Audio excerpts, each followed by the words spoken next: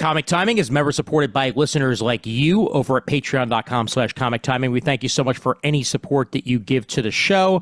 For as little as $1 a month, you can join up and get some behind the scenes goodies like diaries, some early releases, possibly some other bonus material to come exclusive for the Patreon, and maybe even some stuff that will eventually wind up on the feed that will just come out on the Patreon much, much earlier than the feed. And we thank you so much for your continued support in any way that you can give it over at patreon.com/comic timing.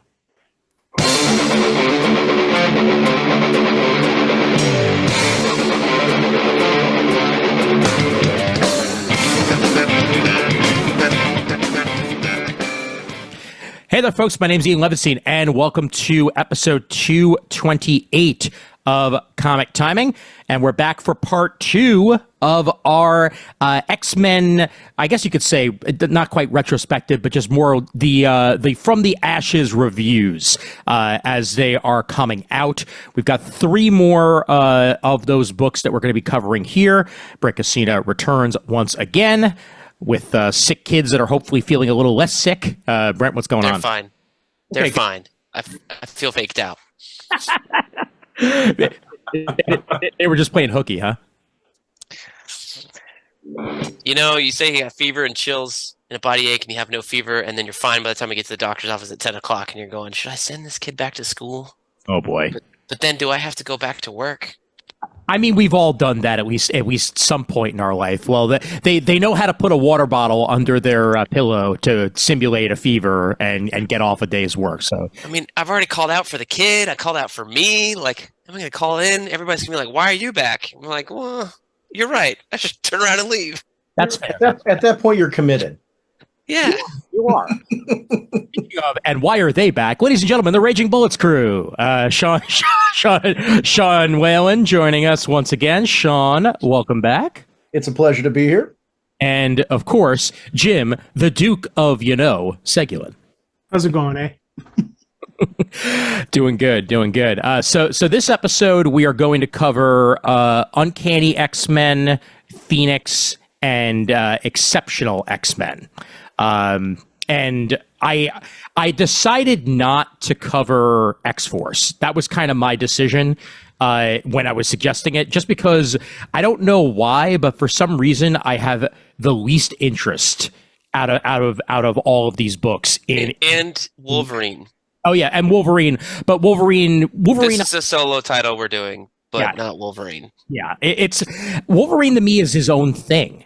And even more so than Phoenix, because obviously Phoenix has been a member of the X-Men for many, many years. I feel like Wolverine's the established solo book, and Wolverine gets to do his own Wolverine thing. But I may come back and touch on that at a later point. But I figured, it makes sense to do 3 in one episode and 3 in the other. And these were the most interesting to me when I pitched it in the first place. So X-Force and Wolverine are out there for people to read. We're just not going to be covering them on this particular episode. Did any of you read Wolverine or X-Force? I read X-Force and I loved it. Oh yeah, really? Oh god, yeah. It was funny. I picked up X-Force, not Phoenix initially, because I figured, we're doing X-Force because we're doing all the X books. Then I was talking to Sean. He's like, yeah, Phoenix. I'm like, oh, we're doing Phoenix instead. Okay. So I ran out. I picked up Phoenix. All right. That's fair. Maybe X-Force does have to be on my radar after all. Sean, did you enjoy it? I did. It was like you, because X-Force has had a lot of different iterations along the way. Some I've really enjoyed and others not as much. This one, at least out of the starting gate, I'm intrigued to see where it's going to go. Okay. All right. Fair enough. Brent, did you dig it as well? I thought it was okay. I think most of these books I like better with the additional issues. I don't think number 1 grabbed me, but when I read number 2, I was like, okay. But yeah. I don't know if I'm going to rush back to it. Doesn't seem like it's going to be a premiere run of X-Force. I think one of the things that may have actually turned me off to it initially is that it looks a lot like the team that was in Extreme X-Men back in the day, but by Claremont. It's got Betsy Braddock, Psylocke. It's got Sage. It's got Rachel Summers. It looks like it might even have Warpath to a point. So like it's a lot of what was going on in that, only repackaged as an X-Force book, possibly with some Deadpool thrown in there for good measure, because you got to put Deadpool in an X-Force book eventually. So yeah, I think they called Deadpool a guest star in the first issue, and I'm like, why would you put him on the cover of #1 to sell it and then make him a guest star? that's true, because it's not like Wolverine was on the cover of X-Men #1, even though he shows up in X-Men #1. So yeah. Good point. Well, they know how to sell books, especially when a Deadpool Wolverine movie is out in theaters, and that is clearly the way to do it. But as previously stated, we're going to be doing Uncanny X-Men. We're going to be doing Exceptional X-Men, which I keep trying to call Extraordinary X-Men, even though it's not, and Phoenix in this particular episode. And gentlemen, how about we start off with Uncanny X-Men, as that is probably the most anticipated of the books amongst us. And of course, this is Gail Simone's first shot at a mainline X-Men book. Obviously, she did write Deadpool back in the day, and she's done some side stories in some, like annuals and stuff like that, but never an ongoing main X book. And this is the first time Gail Simone gets to do that here with Uncanny X-Men, along with Dave Marquez on the artwork, along with Matthew Wilson on the colors. And this book also is probably one of the most streamlined of the teams, or at least to start here it is, as we're definitely team building, and we may potentially get other characters as the issues go on. But in this first issue, it's Gambit, it's Rogue, it's Wolverine, and then by the end we have Nightcrawler in there for good measure. So the team is forming, and it's off to a nice slow and steady start with this first issue. Brent, your initial takes on Uncanny X-Men #1. So I searched for this after it came out, so I got the Rogue cover. I don't know how many other different covers there were, but this is the only one I could find, and there were like 2 left. That's what I get for waiting. Yeah, I thought this one, like, there was no hook to me. They established there's some weird mystery going on at the school, and if you're watching the video, I'm showing you on the pages so you can follow along. There's some dude that's captured. I don't know who that is, and there's I don't know who this character is that's like heading this jail at the school. Of course, there's no reasons why, but that's all you see of it in the first issue. And then you get a prolonged action scene between Rogue, Gambit, and Wolverine, which, while I don't mind, it felt kind of like filler. Like, to me, this is more of a Gail Simone pitch story to readers, being like, hey, remember me? I haven't been on many major books in years. I personally don't know what she's been doing. I know probably working, but just not on stuff that I follow or for the big two. But it was like, hey, I'm returning the big two. Remember, I can write good characters and good action and heartfelt scenes. And that's basically what's in the story. But is it a hook for the story for the X-Men overall? Not yet. Yeah, it is definitely a bit of a slow start. I would put it that way, which is not necessarily a bad thing if that's what you're looking for. But I think the initial story that is painted had me intrigued. It may potentially be that I've been at the location that the main story took place at, which was the pyramids in Mexico City, as I got to actually visit that last year a little bit. And had a great time. Actually, I'm sorry, it was this year. It was February. I have no idea what year it is anymore. Either way, it was a good trip, and it was a good time, and all that. So it may have swayed me a little bit. Jim, what you say you on Uncanny X-Men #1? Well, first of all, I'm glad I wasn't the only one who didn't know who the warden was. Because again, I was about to ask you guys, okay, so who is this? Assuming this was a regular ongoing character in the X universe, and same thing like the assistant. I don't know who that guy is, but they're both obviously somebody associated with mutants, anti-mutants and whatnot. So it's kind of neat, the introduction on them. And again, what happened to the mansion? All these are questions that are running through my head that I'm like, okay, were these previous stories that I haven't read, because I haven't read a lot of stuff. I know we keep talking about, Xavier being gone, and so I'm like, that's laying on a good groundwork. And immediately in my head, that prisoner, first thought that popped in my head was that's Xavier. Yeah. That's the first thing that popped in my head. Welcome But home. what? Welcome home. Yeah, exactly. But again, it's a good thing to pop into your head. Quite frankly, Jim, you are on the right track with that. Oh, okay. See, and again, it's one of the things I loved about the story is that, we had a couple moments of cool fight sequences. We had a couple great team moments. We had a couple great character moments. Some of the stuff I've always loved about Gail Simone is just the dynamic that she can cover in a book. Mm-hmm. Sometimes she can throw in a funny moment without derailing the action. Sometimes she can throw in a sentimental moment without, throwing you off. Like, let's be honest, when they're in the hospital, we all knew what was going to happen, and it still was a gut punch when it happened. Mm-hmm. And I love that's the thing where if you know the outcome that's coming and you know what's going to happen, and it still you get a reaction, that's good storytelling. And that was something I really enjoyed on it. Definitely. Absolutely the case. Sean, your initial impressions. One piece I want to shout out before I even go is Gail also did some great work on Domino. I really enjoyed her Domino miniseries. I thought it was something that, so her exposure to X-Men, as far as we've said, it's not taking the mainline book, but she's done some work with the characters. Dr. Ellis isn't new. Dr. Ellis is a character that's been in the books before, but she's risen to power at this point. And she's got a personal vendetta against them. Which is playing out here. So they do a good job in this of setting the stage of we're bringing in this character that's got an agenda. The one thing I really liked about this was the intimacy. And I was a big fan of Krakoa that came before. I think what you don't want to do if you're following up Krakoa is try to do Krakoa. Because what you're going to end up doing is doing a watered down version of Krakoa that people are constantly going to be referring back to. This is not Krakoa. They're trying to do Krakoa, and they're not going to do it justice. It's very hard to follow up that run and try to do the same thing. I actually applauded the fact that out of the gate, they're doing something more personal, something a little more intimate. I love that about the X-Men. Growing up, my favorite Claremont stories were the ones where they get really personal. There's times in this where they're sitting around a fire together and they're having some really intimate moments. Rogue's dialogue in this really worked for me with her being the narrator because I felt like I was hanging out with Rogue. Mm-hmm. And those were pieces that really made me enjoy this. I also like, too, we're continuing this mystery of what's going on with Wolverine. There is a thing, we haven't spelled it out.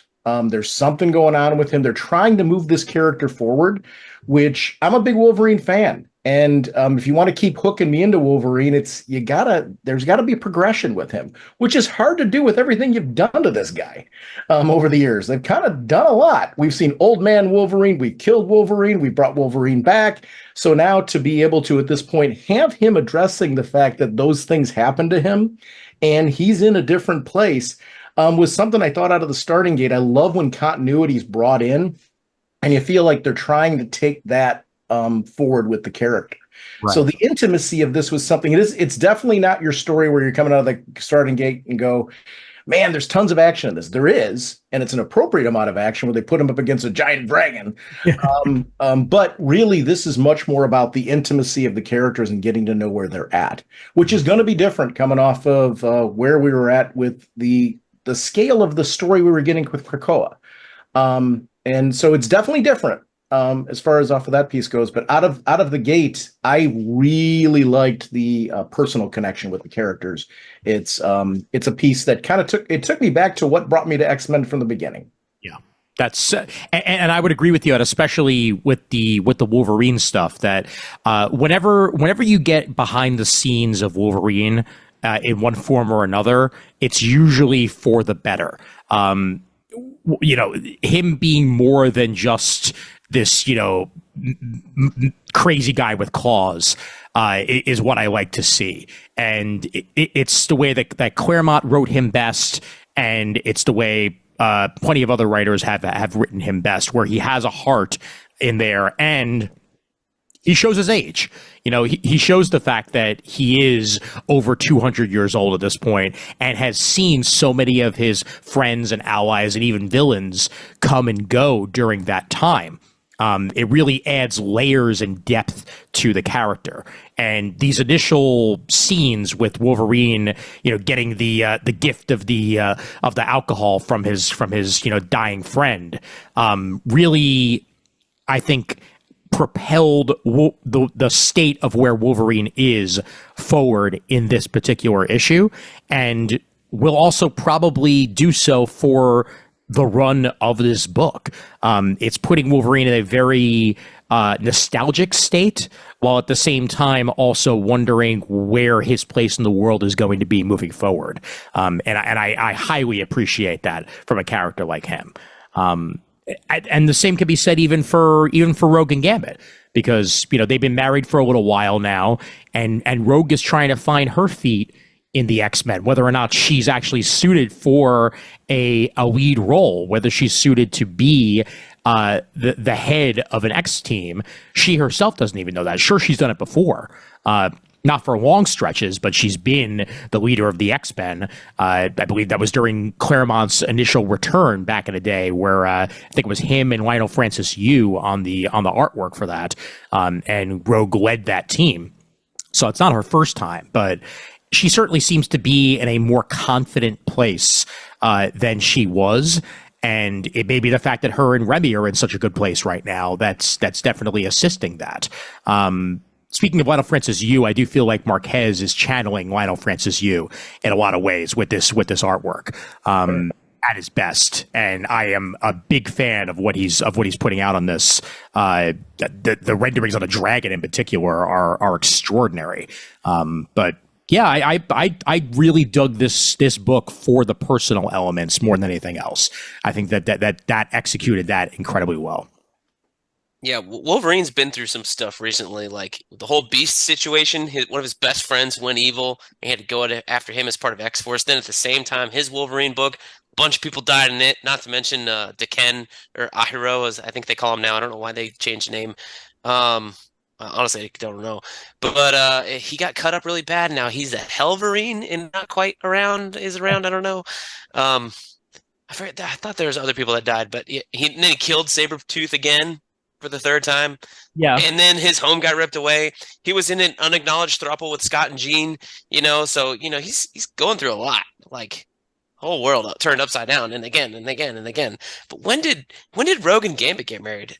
That I'm not following. Rogue and Gambit got married back in the X-Men Gold days.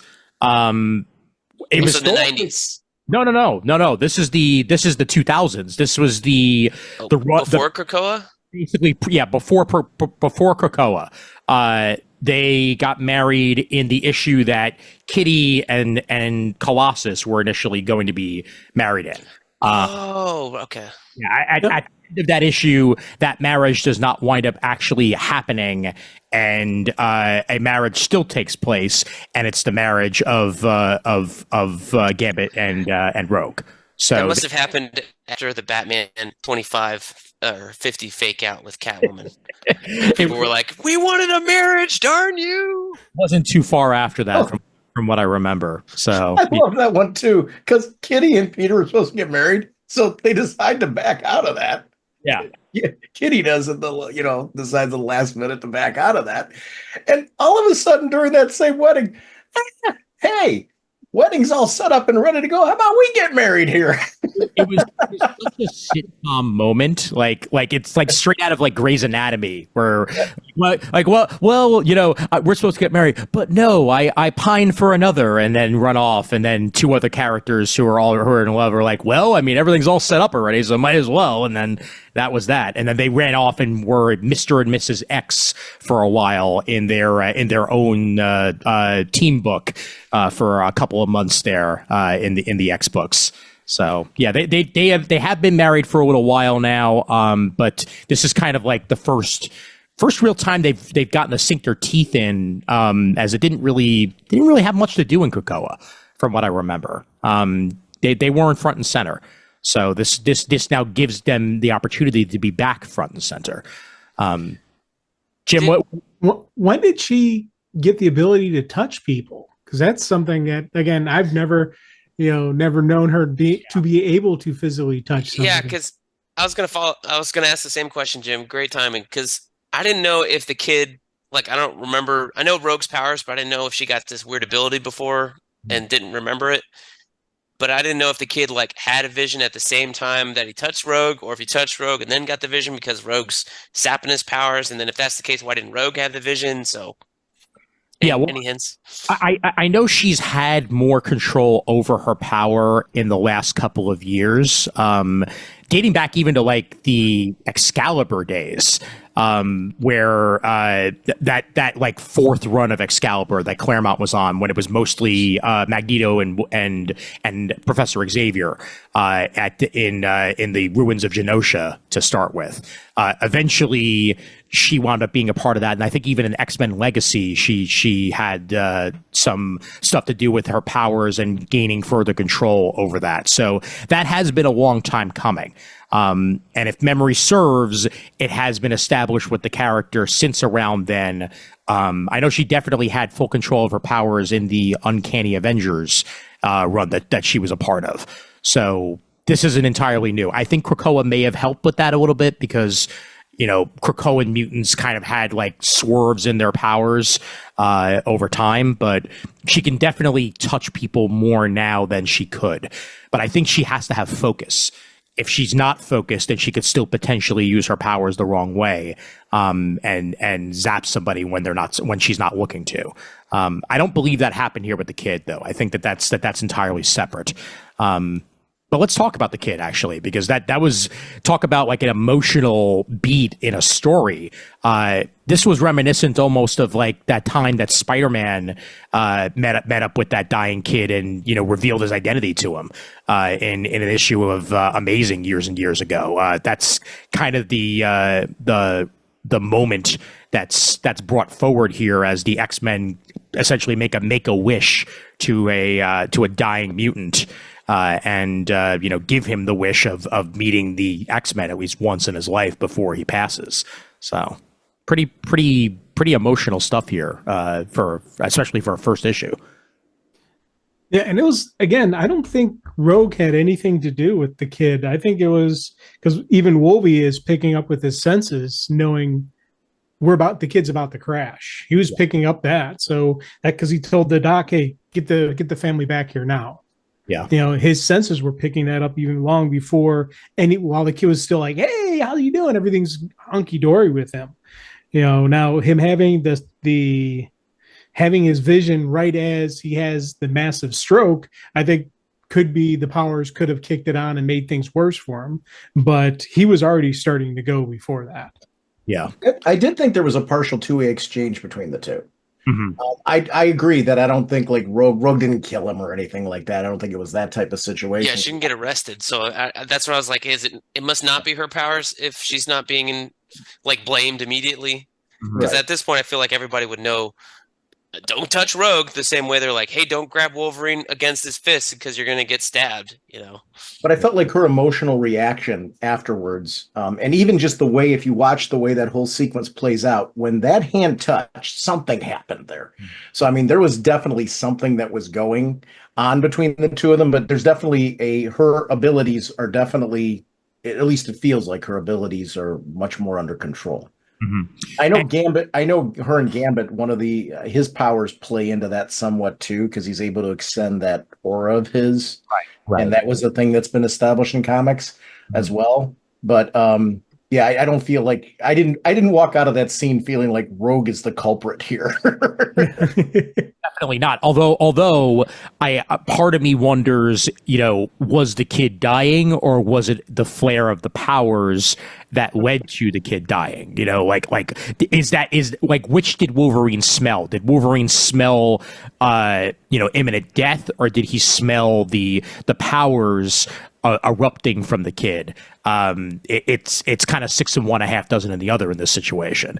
Either way, they're coming. You have to help them. One of them is the Endling, and then the kid crashes. Certainly is a what the hell is going on here moment for the book to come and for the moment itself. And then by the time the issue ends, we are introduced with these quite literally new mutants that are here. But are they mutants? Are they just powered beings? We don't know. And obviously, future issues will give us a further insight on that, one way or the other. And one of them is the Endling, whichever that is. Yes, because that's the dragon told them that, and then the kid also said you've got to protect them. One of them is the Endling. Mm-hmm. So whatever who or whatever the Endling is, I don't know. So it's one of the things I also really liked on this when they were going up against the dragon and the dragon's breaking the pyramid. Rogue was like, "Oh, we weren't supposed." One of the things I wasn't supposed to let him break anything, So it's like Rogue was sent there by somebody. Yeah, and I'm thinking it was Scott. Because I'm thinking Scott's still doing more of the the X-Men kind of manipulation or just team. Rogue, it's like he's Alpha team, they're Bravo team kind of mindset. And so I see this kind of as a working with but not working with other X's. Yeah. And this goes back to something that we mentioned last episode as well, that although the teams know of each other and the mutants know of each other right now, the teams are very spread apart and they're not necessarily all on the exact same page. Even as Scott is giving Rogue a call here, it wasn't a I have a mission for you because you're a member of the X-Men. It's I have a mission for you because you quite literally have been requested by this kid. And that's why it was happening. Not necessarily an X reason to be there. So yeah, that's the case. I do appreciate the back and forth between Nightcrawler and Rogue. We've been seeing them much more as siblings in the past couple of years, and I appreciate that going even further here. Do we need a quick explainer for that to Jim, or did we do that? I think we did that last episode. I think we may have. But no. I'm thinking I did an overview of the rise and fall that Powers of X. Got it. And I did it on there, and it was like crazy. So Nightcrawler is Mystique's kid, and Rogue was raised by Mystique. So essentially, wrong. No. So okay, here we go. What? What? All right, so we need like a reel for this. Like when Brent says one of these, there's got to be like something in there. Yes. Brent explains. Yes. In the most dumbest way possible. Okay, so we've always thought Nightcrawler is Mystique's son because she's blue, he's blue. Right. And it was recently revealed in, I think it was a short series called X-Men Blue at the end of the Krakoa era that, how Mystique and Destiny are a thing. There are a couple. Mystique turned shapeshifted into a man who I think posing as Azazel impregnated Destiny in her current immortal form, however that works with her, and then she gave birth to Nightcrawler, and then Mystique took him and kind of raised him as his own because there was some weirdness with Destiny not wanting to know the destiny of her son, something like that, and then so it's always just been assumed that Mystique was Nightcrawler's mom when she's actually his kind of dad. Yeah. And then since they raised Rogue, that makes them, I guess, step siblings, right? Yeah, pretty much. All right. Makes perfect sense. Absolutely. Comics, baby. Absolute sense. Well, this is something that Chris Claremont wanted to do back in the day. This is something he wanted to do back in the 70s. Yes. And at the time, Marvel was like, no, seriously, no. And lesbians and trans people? What? Yeah, and now times have very much changed, and you can do stories like that in comics, and you can have representation like that in comics because it's no longer the taboo that it once was amongst comic readers and amongst individuals for the most part. So that's something that you could definitely do in comics now that you weren't able to do back then. Claremont blessing as well, so that also helps. The weird thing I think I was explaining, why I was explaining it in that other overview video I did on my channel, was because like at the end of that trade paperback, that's the end of the Krakoa era collection of those two series. They include X-Men 35, that massive issue, and Claremont does a story of Rogue, Mystique, Destiny, and Nightcrawler as like a family picnic at the end of that single issue. Yes. They put it in the trade without explaining any context of like why this is here. And I don't know if that other miniseries has been collected at all. I was like, why is this here rather than in this, I don't know, maybe soon to be other collection? Is wild. Yeah. Anyway. There's also a great story in X-Men. Was it 700 that just happened? The one that we talked about on the Krakoa episode. That's the I think I called it 35. It might have been 35 in that one, but it's that X-Men 35/700. As that Chris Claremont story with them having the picnic, exactly what you're talking about there, and it very much goes into their relationship and backstory and whatnot, and has some great artwork by LaRocca as well in that particular story. But I'll also bring up that this has been a long time coming, and whether parental or not, they are definitely siblings, Nightcrawler and Rogue, and it's great to finally just have that be out in the open, established, and have them have that relationship in the comics after all these years. It's very nice to see. Yep. The other thing that I wanted to bring up is also kind of how confusing the setup for this is. There have been multiple stories already told with this prison.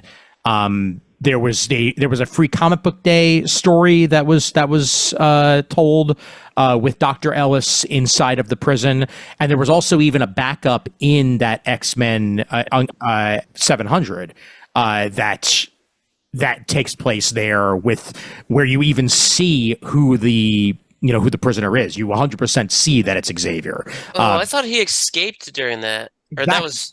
He tries to escape, and then they basically get him back into his cell. Was that here? Was that established as? See, I didn't, and I'm not. This isn't me disputing. I guess I'm asking the question. Was that here, or were they moving him from there to here? I thought they were already in the mansion. To be honest with you, it was in like New York City. There was city. It looked like they're going to the mansion because it had the mansion trees and all that. I know. I think I remember seeing that, but. And there was definitely in the Free Comic Book Day issue, they're already in the mansion. That was a little bit less than this though, so like I can accept this setup. It's just stories have been told with this already, and it's kind of hard to find out exactly what's happening first because of that muddiness a little bit, but. Still intriguing about what's happening with Ellis here, and what will wind up happening with Xavier moving forward. As clearly he's not just going to be playing nice inside of the prison. Like if they're setting her up there, there's going to be more, definitely. I took this as the start of the prison, though. Yeah, because in the beginning, where it's it says formerly Xavier School for Gifted Youngsters, and it says before. I think this is meant to be the establishment of that. I get what you're saying too. I'm listening to what you're saying, and I'm like trying to process myself, like kind of where all this falls. So to me, this read like this is Dr. Ellis arriving there for the first time, because this really I actually really liked how this established her as a bad in this. Oh yeah, because what she goes in there and does is she's violating everything, and she's intentionally violating it. This is their home. She knows this is their home. And she's going in there and basically sell off catalog and sell off everything that you can, destroy anything you can't.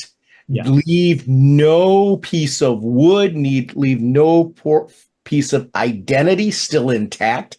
Anything that would basically equate to this at one point in time being a home, a mansion, a sanctuary, anything you want to call it, she is violating here purposefully.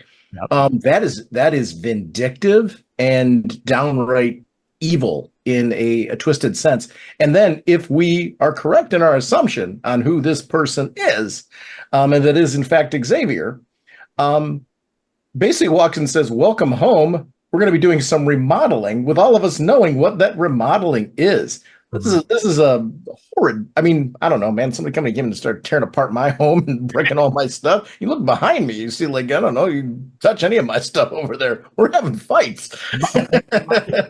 we all got our stuff. Stay away from my stuff. Still has all of her stuff in it. You know, we see that clearly this is a lived-in situation here.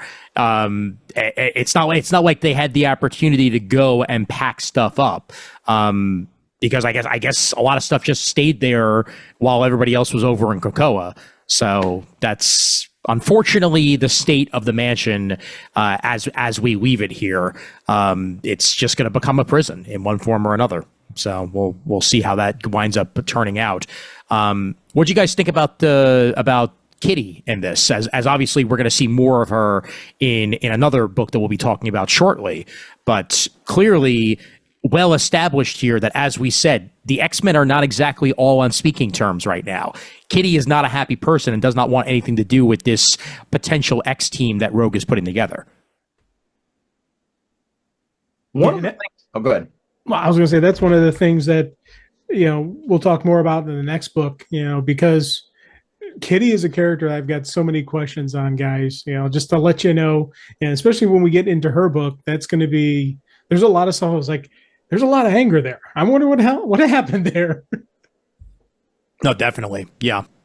And it's all going to make sense as that book unfolds, especially with Emma being involved, because Emma and Kitty are very much frenemies. They used to just be straight up enemies back in the day, because, you know, once upon a time, Kitty had a lot of fights with the Hellions and with Emma and the Hellfire Club and stuff like that, whether she was with the X-Men or whether she was somewhere else. So they were very much not on good terms for many, many years, and have gotten closer to good terms since then, but they still don't like each other very much. and that's going to come to a head definitely at some point. Go ahead. I appreciated with Kitty and really this whole situation that there is no ignoring what happened in Krakoa. They had almost achieved paradise. They had almost achieved Xavier's dream. Rogue talks about this around the fire with some passion. And with how big Krakoa was, to try and pretend that didn't happen here would be a huge mistake. You're going to alienate a whole group of fans by doing it. Yep. Instead of doing that, they're embracing that, and it's actually affecting them all in very different, very personal ways. Now you're being brought back on Earth with all of that being destroyed, and also just a horrible things happening to, you know, many of the mutants along the way in this process. So now you're going to come back and, hey, guess what? Now we can just go back to being X-Men like we were before, and nobody's really able to do that in this. Scott's team's doing their own thing over there. This team that's forming, and I like the fact that I can put quotes around that right now, is they're still trying to feel out, like, are we X-Men? What does that mean to us to be X-Men? And around that campfire, there was a sense of, like, genuine uncertainty that to me should be reminiscent of how big Krakoa was. I think if you jumped after this and said, that happened, let's be a superhero team again and go right back at it like we did beforehand, because our goals are going to be the same. We're going to do this peaceful coexistence between humanity and mutant just like we did before. Ignoring that would be a disservice to fans. I liked the fact that around the campfire, I felt like, wow, this has there's some genuine That's why I thought the personal nature of this one really worked for me, because it was reacting to how big that event was. Right. The end Krakoa and the ending of Krakoa should have a major impact on all of this. Sure. And Rogue's exact words in that campfire, you know, I keep thinking we almost had everything. We almost had Xavier's dream. Now it's just an emptiness. Do we even try to carry on? And that's a very important question that they themselves are going to have to wind up asking as this team forms, and what comes next after coming so close to that peace and purpose that they've been fighting for so long to achieve with Krakoa. So definitely the case. What did we think about this whole Rosa scene earlier on in the book, by the way? The very creepy tent I wouldn't quite say tentacles. They're almost like tree branch hands coming at this mutant in the middle of the forest with "Come to mommy" as the words around it. It's creepy times. It's definitely creepy times. Oh, definitely, dude. Again, it was one of those things where just that you're flipping through pages and you get the mutant running and then "Come to mommy." I'm like, oh, okay, we got our big bad here. Okay, this is going to be neat. And is this a new big bad or is this a pre-existing big bad? Like this could easily be the Shadow King with. They're all new to me, so that's kind of cool. Yeah, that's very, very true. But I wouldn't be surprised if it's someone new. Gail likes working with old and then creating new a lot. So I wouldn't be surprised if, not only are these new characters we're getting at the end here, but it may also potentially be a brand new villain to go along with it to creep everybody out. So, and one of the things I just want to state, I'm very happy that these characters seem comfortable to me and they're seeming comfortable to you guys, because I'm basing mine back on a long time experience with them. And with the exception of, again, as I said, I didn't know Rogue, could touch people, and I didn't know why Kitty was so angry. Yeah. Those are, but the, Wolvie, with, Remy, with Rogue, all of them, Kurt even, they all I felt comfortable reading them. Like these are the same X-Men that I know. And I thought that was one of the neat things about this, that I'm coming back into this and I'm not like, what's going on here? It did also all feel very much in character, because sometimes you get a new writer on a book and something feels off. Like something feels off character-wise. I think that Gail immediately captured the voice of at least, Gambit, Rogue, Wolverine, and Nightcrawler here to start. Like they very much felt like they did, in Claremontian times and beyond. Like these are the characters that I know. They're just in a new spot. And that's what has me interested in what's to come here. Again, with a smaller team, but we also have some other characters that are supposed to be coming in as time goes on in here, which is teased a little bit on the bonus page, where if you scan the QR code, you get that. And we all talked about how much we absolutely loved and adored that last episode. Well, it's still here. And who is this woman that's being attacked here? I don't recognize that. It looks like Monet. I don't know whether or not it is Monet, but it definitely looks like her and has a costume similar to her. Sean, agree, disagree on that one? I wouldn't be surprised if it was Monet.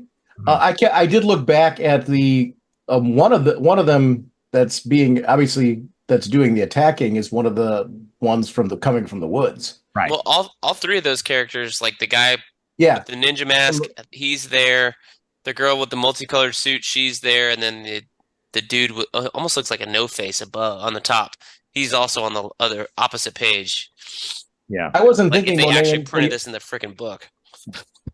I wasn't thinking Monet until you just said it, Ian. But so admit it. But I don't disagree at all. That would be an excellent choice and character I wouldn't mind seeing. Absolutely, and the man in ninja mask, who totally doesn't look like he's Grifter from the Wildcats, certainly is going to wind up playing a part in this in one way or the other, as are the Thundercats on the bottom of the page here. So that's also something that we should be looking forward to. Ho! Ninja Mask is the other kid in the woods, isn't he? Yeah, he is. Yeah, he's got the same circle on his jacket here. You just can't see it well. Yeah. And who's that crying? The goodbye Charles, I love you at the bottom of this preview bonus page here. That's another good question for us, because we don't really get to see anything other than gold hair and red boots to go along with. Is that the other girl? It might be. The other girl's blonde haired, and I don't know that she's the narrator. I think it's the girl that's narrating issue 2. Okay. If you read that one. Mm-hmm. Okay, got it. All right. Well, yeah. Either way, this is the page that I felt was the most like similar to the Jeff Johns coming next page that he put into his DC books for many years. Like coming soon on Uncanny X-Men. Like that was what was on display in here. The rivalry, potential rivalry between Cyclops and Rogue, and these new kids, and what's going to be happening with them. Like, that's what's on display here for a coming soon factor. So in a way, this is also kind of the most skippable of the bonus pages. And for the other X-Men title book that we're doing, it doesn't even have one of the QR codes. It just has every single page in it. So this is the end of that, probably in one form or another for us, outside of the Phoenix one that we're going to be talking about next.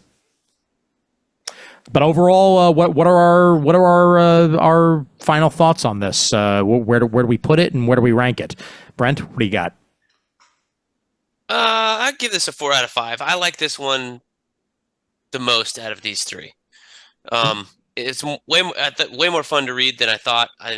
Even if it's just a pitch for how I can write an X-Men book by Gail Simone and Dave Marquez. It was very good. It's very enjoyable. They hit everything that I read was fun, was great, was enjoyable, and I immediately wanted more story. So that's a sign of a good first issue. Sounds good. Jim? Well, as I said, comfort with it, looking forward to the future, all those kind of this, this for me was just I'm coming home to the X-Men. This is Uncanny X-Men for me. It had everything that I loved about all the long time reading I've done. And of course it's Gail, so I know it's going to be good coming down the line, so I'm throwing out a 5. Excellent. Sean? Yeah, this one was for me. I walked in with very high expectations, which sometimes is a hard thing when you walk in expecting it to be top tier, and then, sometimes it won't always achieve all those goals. Here's where it exceeded that for me. I knew I was going to love Gail's writing. She speaks to me. I really enjoy her work. Glad to just see the consistency if she continues to raise the bar on what my expectations are with that. Yeah. But the art team on this one, I want to compliment in particular. First, the pencil work of David Marquez, obviously top notch. Oh, yeah. But Matthew Wilson's color work, color work to me sometimes, and it's no insult to the colorists, there should be a marriage between the two. And if you take a look at like the campfire scene, just for an example, take a look at the tones in that. It's gorgeous. I mean, there were pages in there that really popped with the color work. And it's not something I always say. And I know, believe me, so many comics I've enjoyed where the color work has just been spectacular and it's always done what it's supposed to do. In this book in particular, it really stood out for me. This is a team that is just really hitting on full thrusters. This is a 5 out of 5 for me. It's right out of the gate. I just really enjoyed it. And what a first issue should do is it sets the stage for potential. Mm-hmm. And I just feel like this book as a flagship book has a lot of potential. I hope it continues to deliver on that potential. But right out of the gate, this made me very happy. And I did, with our discussion on smells, with how much we focused on it, I wish there was a scratch and sniff version. I'd like the deluxe scratch and sniff version, foil cover, the whole bit, just to see what that was like. It would answer some of our questions. I wouldn't put it past Marvel to put one out at some point. They've done quite literally everything else with their lenticular covers and whatnot over the years. So I think we could definitely get a scratch and sniff. In particular, a Wolverine scratch and sniff book would work very well, or a Deadpool book so you could smell the chimichangas. But I agree with that. I'd give this one about a 4.5 out of 5. It came really close to being a 5 out of 5 for me. It sets up the characters, it sets up the relationships really well. I'm liking Louisiana as a setting for these guys. Is obviously it's going to be home turf for Gambit, and the other characters get to settle in as well. And I'm intrigued with these new characters coming in, and potentially a new villain as well to threaten the X-Men.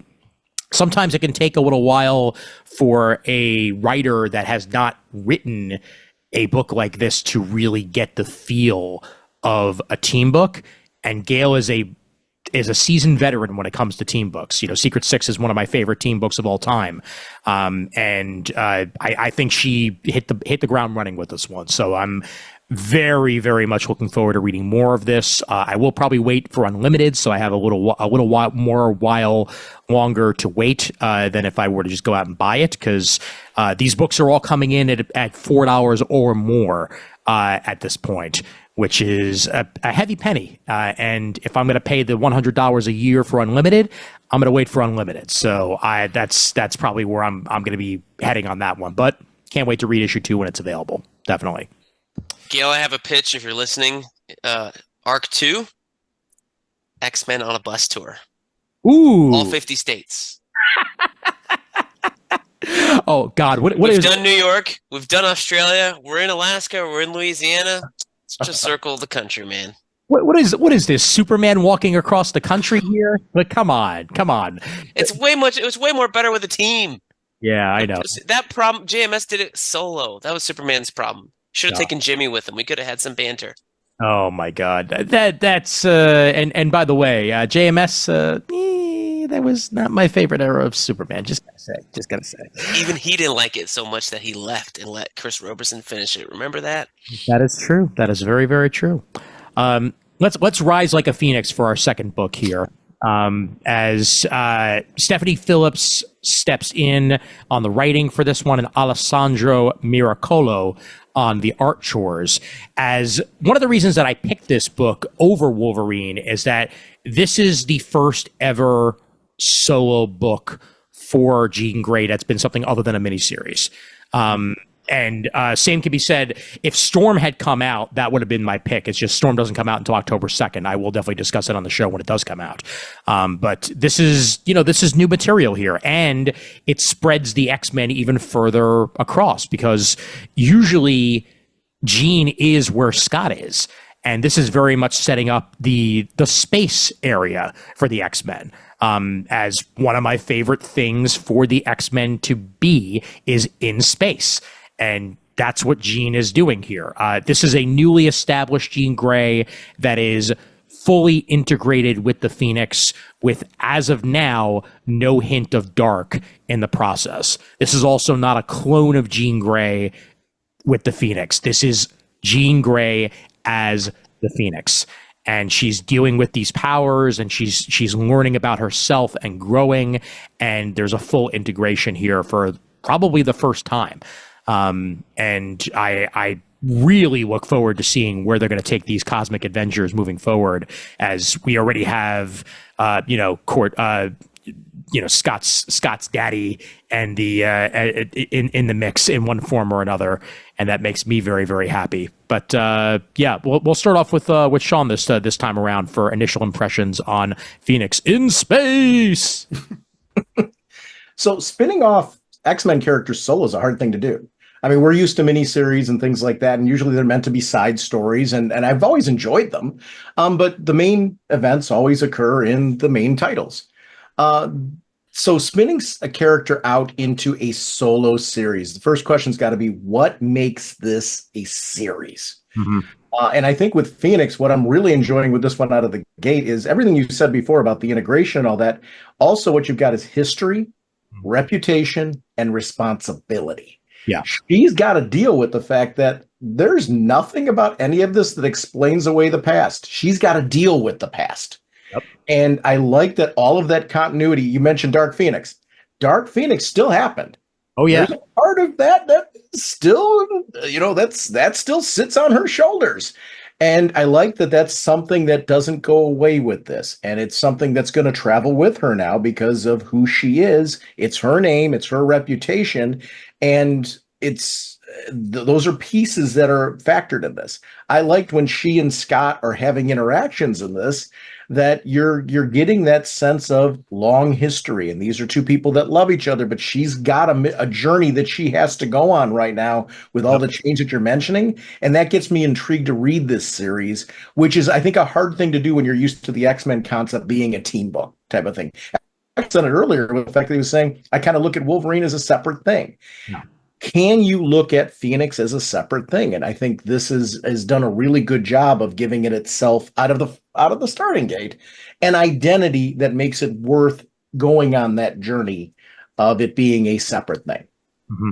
Yeah, I'll step in and say that I agree with you here. I think that for a first issue, this had some of the most action out of any of the first issues that we gotten.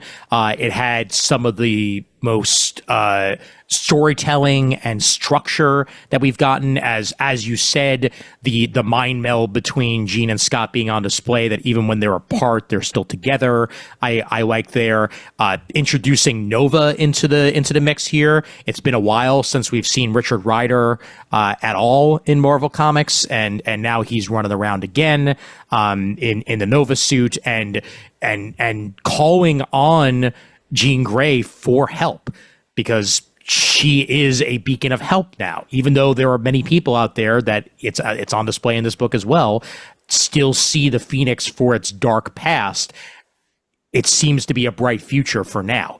And then, also adding in, Corsair and the Starjammers at the end of this, essentially her father-in-law and his band of merry men, included in the mix here was a great way to go. And I look forward to where this is going to go next for the Starjammers, as I'm a huge fan of them. And then throwing in the Thor aspects of this, having one of the dark gods escaping captivity and winding up on a planet, and making his will known immediately in the fashion of death, is really heavy stuff here. So you're adding in like Simonson era stuff with some Claremont stuff, with some more Krakoa action, and really just making it all blend together into a nice spacefaring X adventure here. And I really dug it for what it was. Brent, let me know what you think. I thought it was okay. Ah! I don't have much history with the Phoenix. I don't love nor hate the concept. I feel like for a long time they've kind of tried to figure out what to do with it. This seems like another thing here, because it's been good, it's been bad. Jean Grey's been good and been bad with the Phoenix. The Phoenix has been in other people. One of my favorite crossovers was Avengers vs. X-Men. You had Phoenixes all over the place.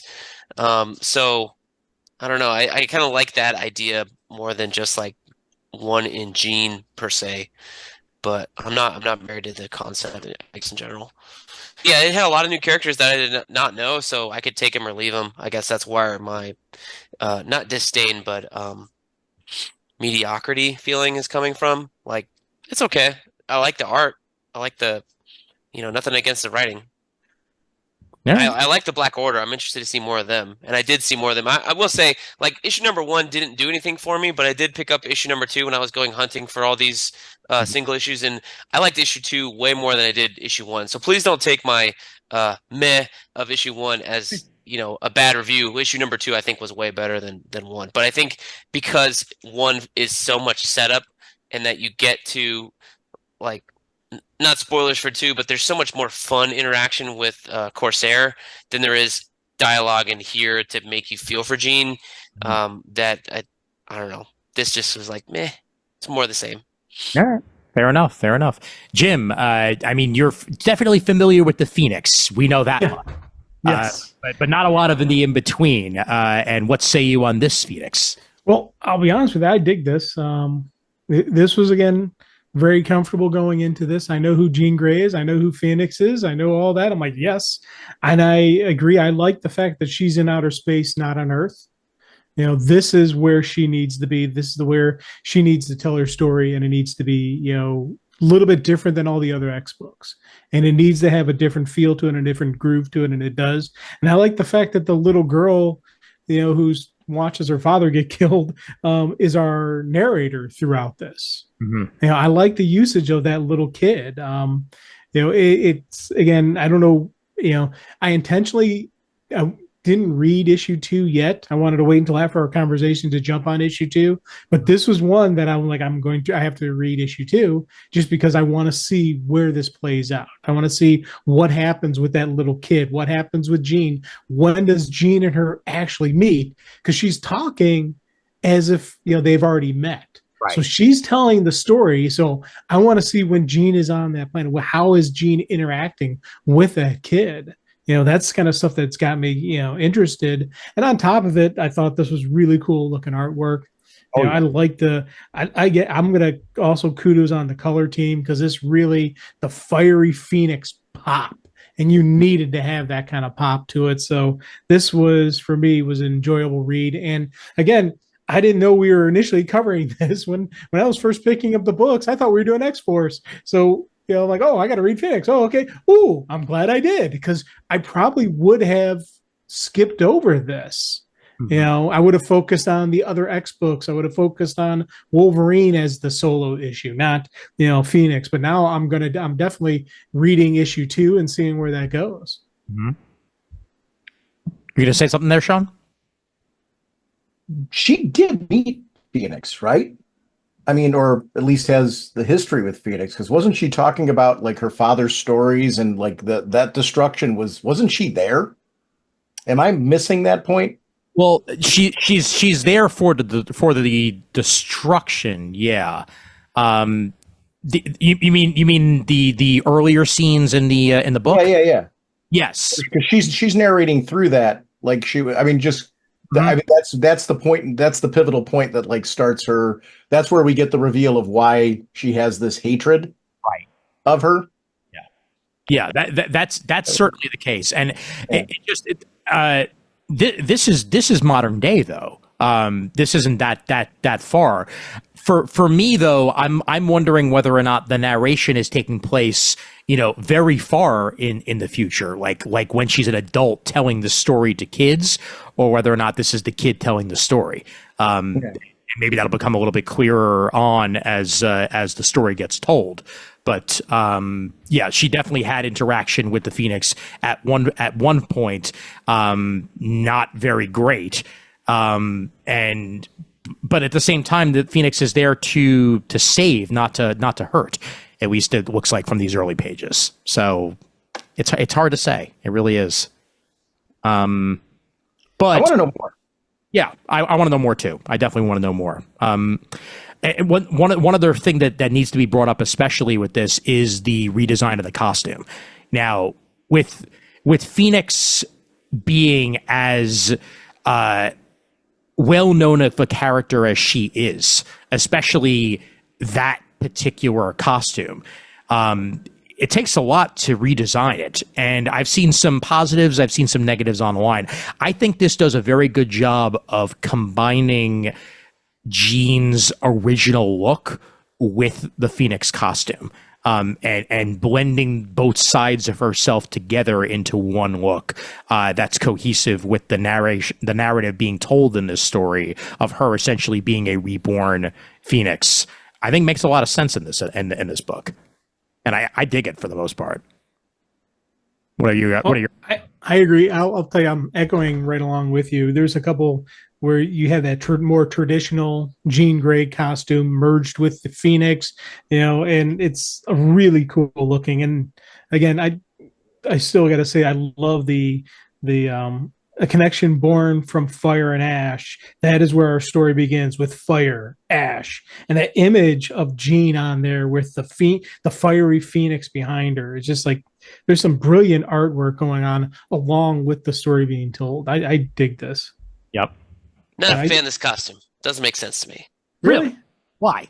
Yeah, I'm fine with the smaller Phoenix symbol. Just the weirdness of like the black on the yellow. And then, like, in the last page and in the cover, it's like the black is definitely like more of like, how Asbat's shield like raises up. I'm gonna draw that comparison. Yes.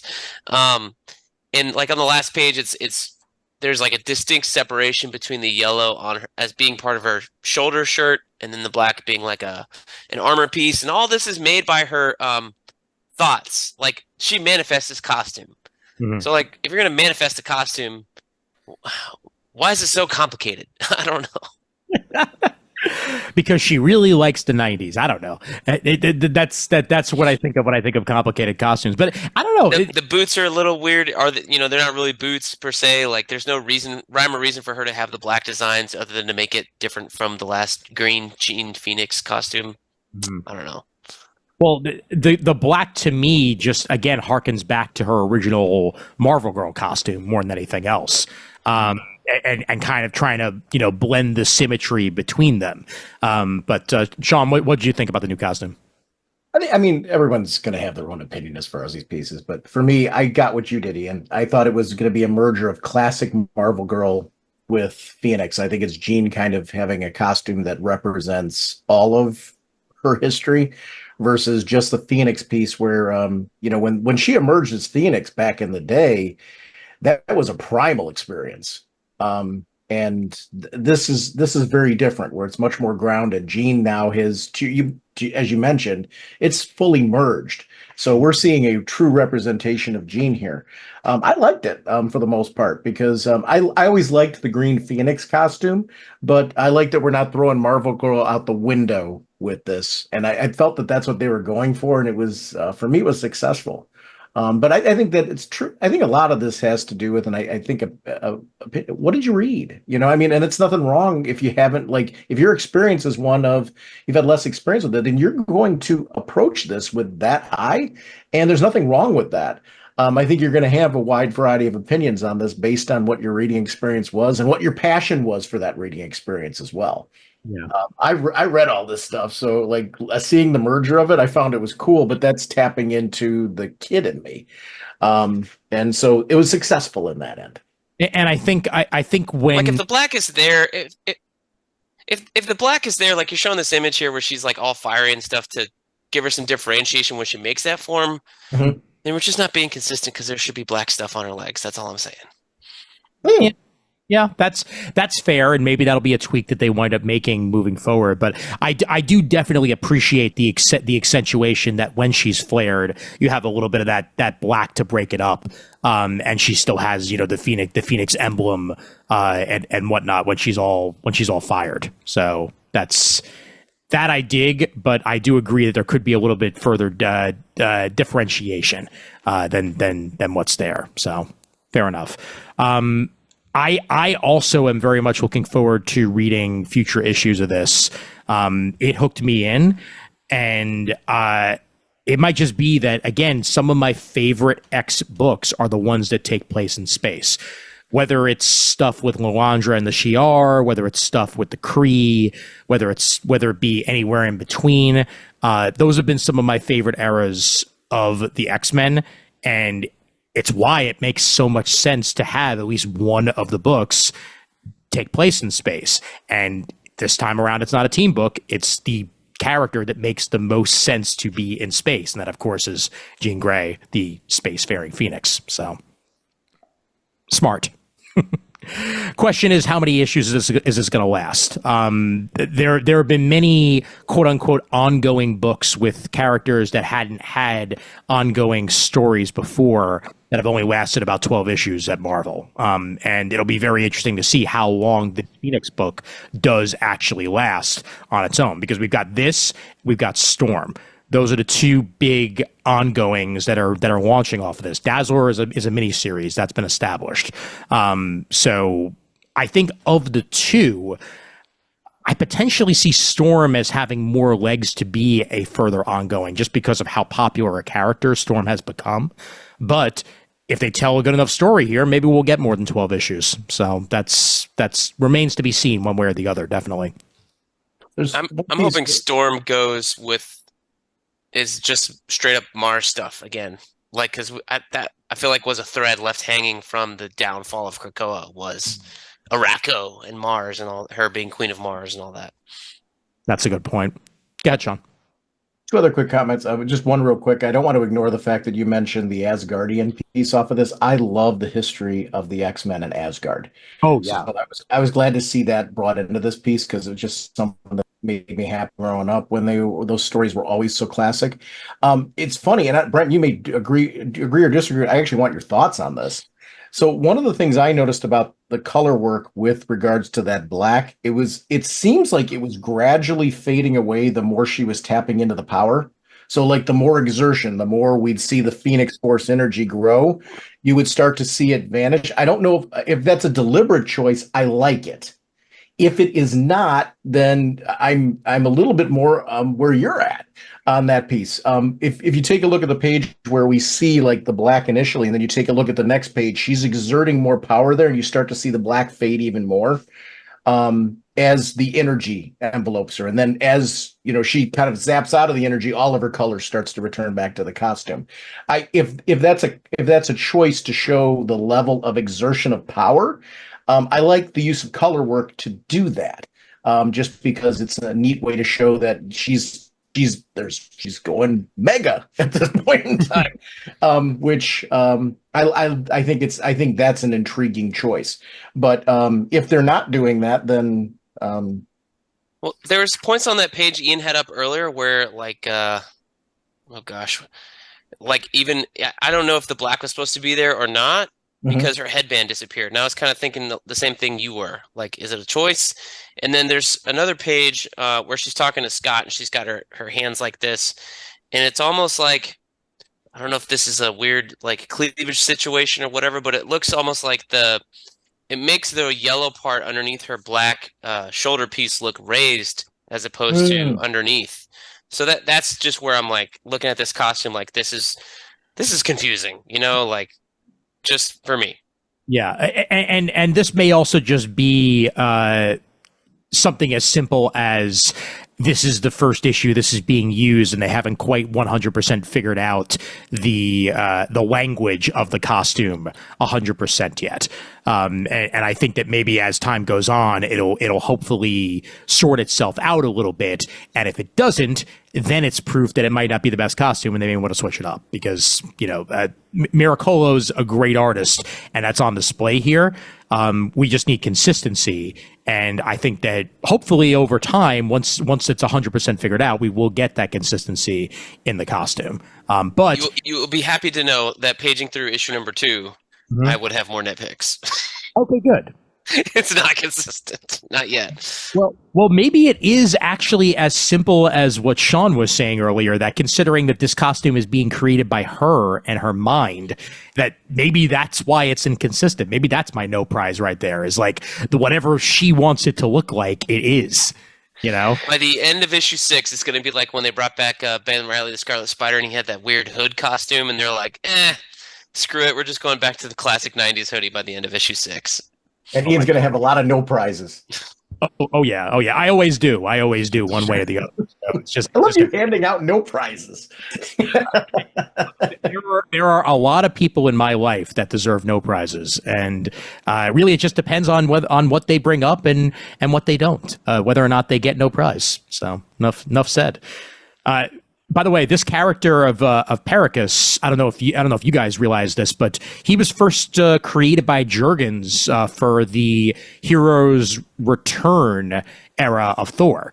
This is the 1998 Thor Volume 2, Issue 1 by Jurgens and Romita Jr. And he first appeared in voice only in that, and then appeared in full as a character in issue 4. So he was one of the main villains of that initial arc when Thor returned after Heroes Were Born.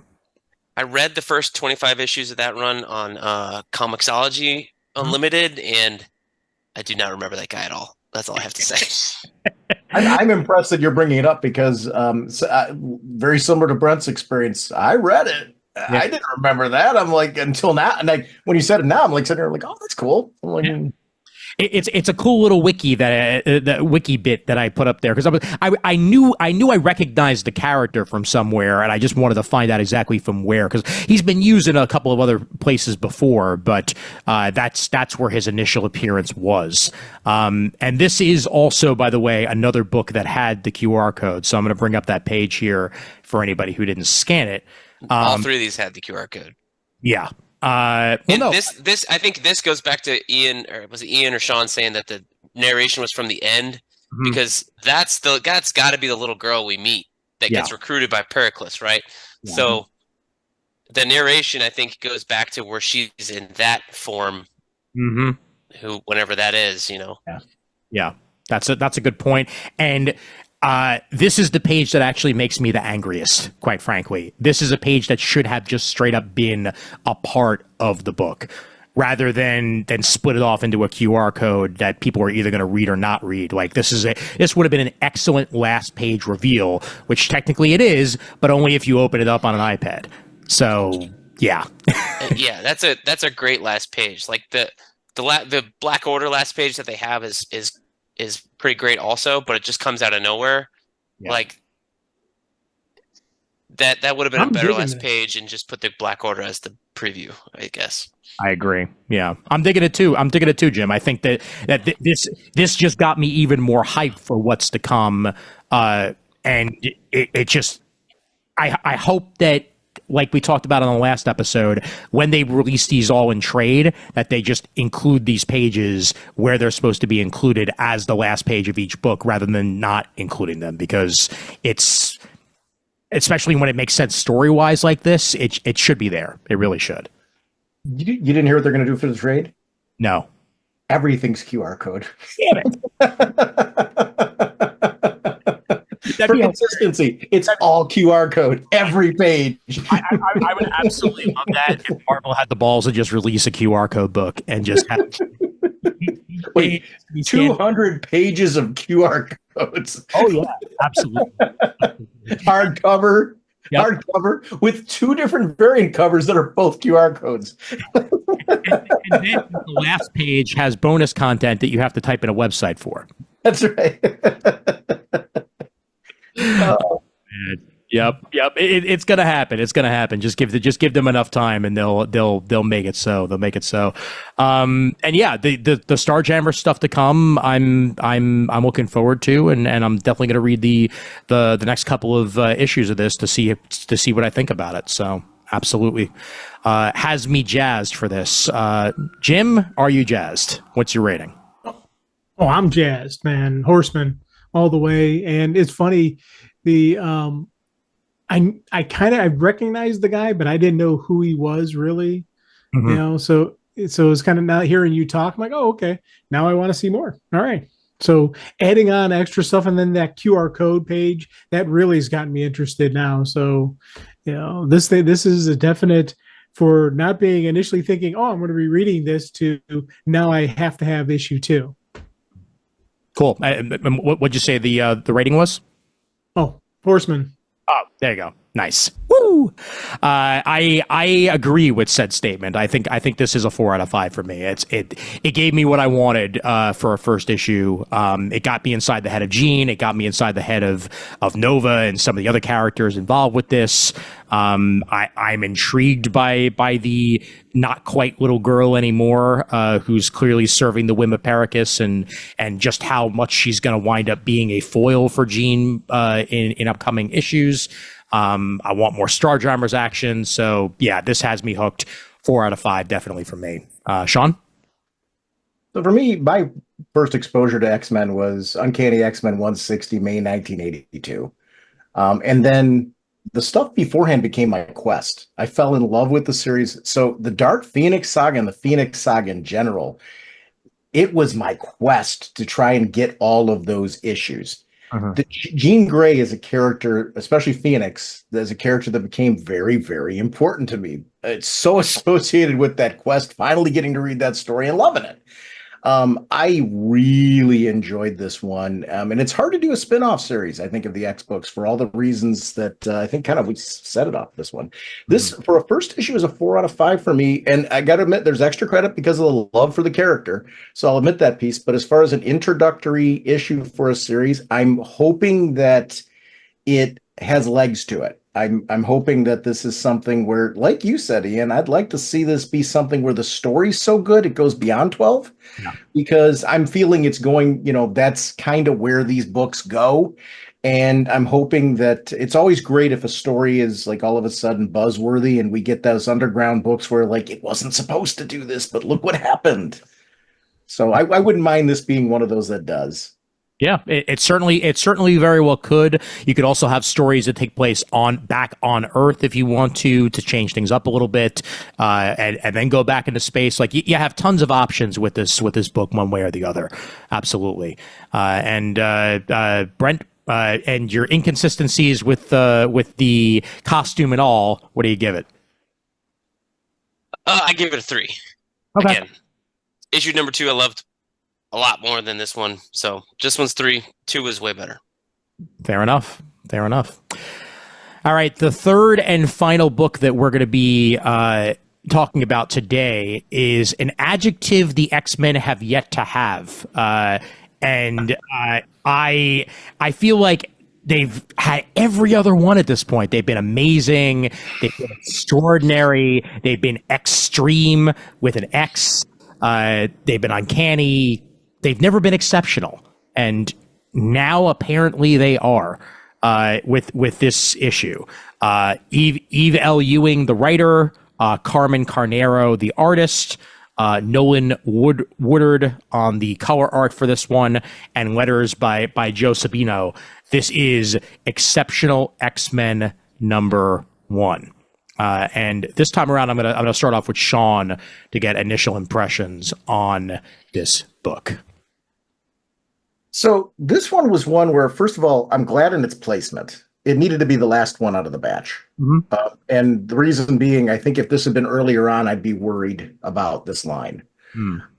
Just because it's very different than the other ones. I think at this point, you have to have established for you kind of where the X-Men are at in general in order to appreciate this book. I think seeing where Kitty was in Uncanny X-Men sets the stage for this book in a way that you kind of need before. At least this is for me, by the way, over it. I enjoyed it, but I feel like it required like kind of a prequel, of kind of feeling where everybody else is at in order to appreciate it. I'm a big fan of Kitty Pryde. That's, like I said, 82 is that was her early years, and I've kind of grew up with her, or I'm not sure I grew up actually, but not sure she did either. But and Emma Frost in particular, these are characters that I'm very drawn to. But I think this book is one because of how different it is. It's not an X-Men book, at least out of the starting gate in this issue, in the way that certainly X-Men and Uncanny X-Men are. I'm curious to see where this book continues to go. I enjoyed the first issue, and I would say that to anybody listening to this, I would read the other books first before you would get into this one. And if you're looking for additional like X-Men content, this is that book for more X-Men content. That's kind of where I'm at on this one. Sounds like a negative on it. I enjoyed it, but it's definitely one that I needed the other books in order to feel like it had a spot. Yep, fair enough. We'll head over to Jim. I'll tell you, this is one of those books that first read through, it had a lower rating than second and third read throughs. Because I do my read throughs, I do a read through, then I do an art read through where I just look at the images, and then I do a third reading where I'm taking my time. I already know what happened in the story. I already got a good understanding of what it looks like, and you really start diving into what they're trying to tell you. And I think it was within the third read through that I started enjoying this book a lot more than my first read throughs. That first initial read through, I was like, okay, Kitty. Oh, Kitty's not Kitty. Kitty's angry. What's going on with Kitty? And I kept asking myself, what's going on with Kitty? And then she had the one line in there where she's like, I'd rather live among the people who hate me than among the shattered of what I used to have. And I'm like, ooh, that's kind of deep there. Kitty has some PTSD going on from something that happened before this. I don't know what it was. And it looked like Kitty went to a dark place, in the previous adventures. Again, all this stuff is getting me wanting to read what happened before that. And that was something we're diving in more. And I think for me, this book had benefited from a lack of combat. in there. You had that really neat sequence where, again, you get that little girl lashes out and Kitty jumps to the rescue, and we get to see, Kitty Pryde can still throw down. She's still an X-Men. And whether she says she doesn't want to be, she still is. She still has the skills and the training. And I love seeing that kick in. But I think this book definitely, benefited from having and I'm doing air quotes around, slower pace, where they're just spending time as Kitty every day, working in the bar, hanging out with her roommate, going to a concert on the wrong night, just the general living a normal life kind of moments, and then you have the panic attacks, the anxiety, again, all these flare-ups that are going through. And like, this book benefited from having that kind of stuff. And I really like that. And I especially, the one art scene right at the very beginning of the book, when we're seeing the different cities, and then you go into the bar where she's working, the amount of time they spent on showing everyone in the bar laughing and joking and having fun, you can kind of hear the humor, you can hear the jovialness, and you can see then the look on Kitty's face where there's no joy. She's surrounded by everyone laughing and joking. Yeah, she's working. But there's still a lot of bartenders that I've dealt with that they're cracking and joking and laughing along with everybody else. Kitty's all work. Yeah. And I think that was a really neat thing that art read through really hit home for me.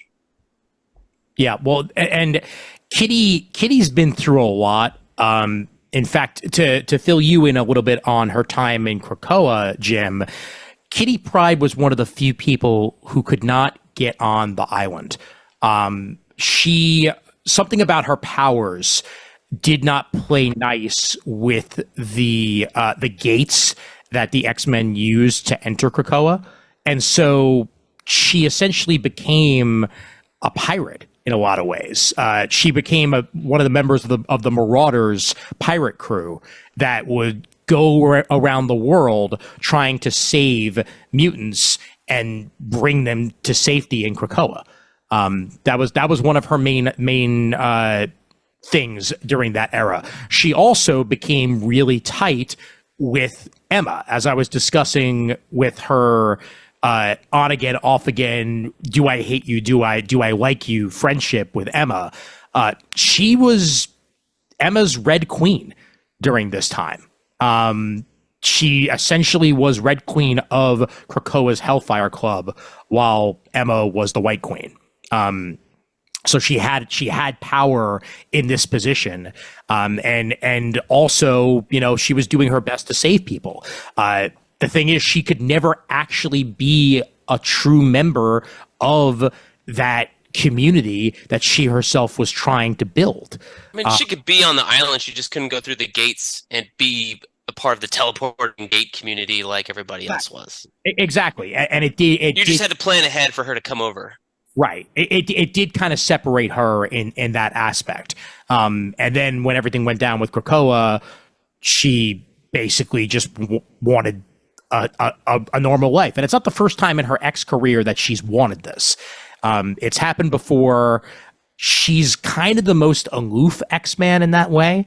There have been many times where she has been either in Chicago or another city working as a waitress or a bartender, trying to mind her own P's and Q's and not actually be a part of it. But if you want to quote, just when I thought I was out, they pulled me back in. It feels like that happens to her every damn time, because you can take the hero away from being a hero, but it never stops you from being one. And I think that is what's on display in this particular book here, with Kitty and clearly what's to come one way or the other. She could try to veg out on the couch watching Real Housewives of whatever made up Marvel city you want, to try to pass the time. But here we go. Real Housewives of Wundagore. There we go. To pass the time, but eventually she's going to wind up suiting back up again, and she's brought to that in this book. I will say though that this book is kind of the most deceptive in some ways, because we talk about this all the time. When you put characters on a cover, and then none of them wind up showing up. We do get 3 of them. So to be fair, we do get 3 of those characters, but Emma's in it for like 1 page. And this new character that we're introduced to is essentially the central foil in it. But we have absolutely no idea what's winding up with these other 2 on this cover at this particular point, and they're most definitely not a team yet. So calling this Exceptional X-Men and being like, this is your team book, is not actually true at this point in time with issue 1. We will get there, hopefully, but it's very much not the case with this first issue. I'm going to disagree with you a little bit, only in the sense that I think it needed to be there because you got to know where this book's going in order to have, I think, the buy-in to kind of follow the story. Because I think one of my issues with the book, at least early on, and kind of where I'm at, it's weird to say issues, but I'm not where I want to be yet where I'm hoping I'm going to be with this book. And that's where what you're saying about the cover. I want to see how this is going to become a team.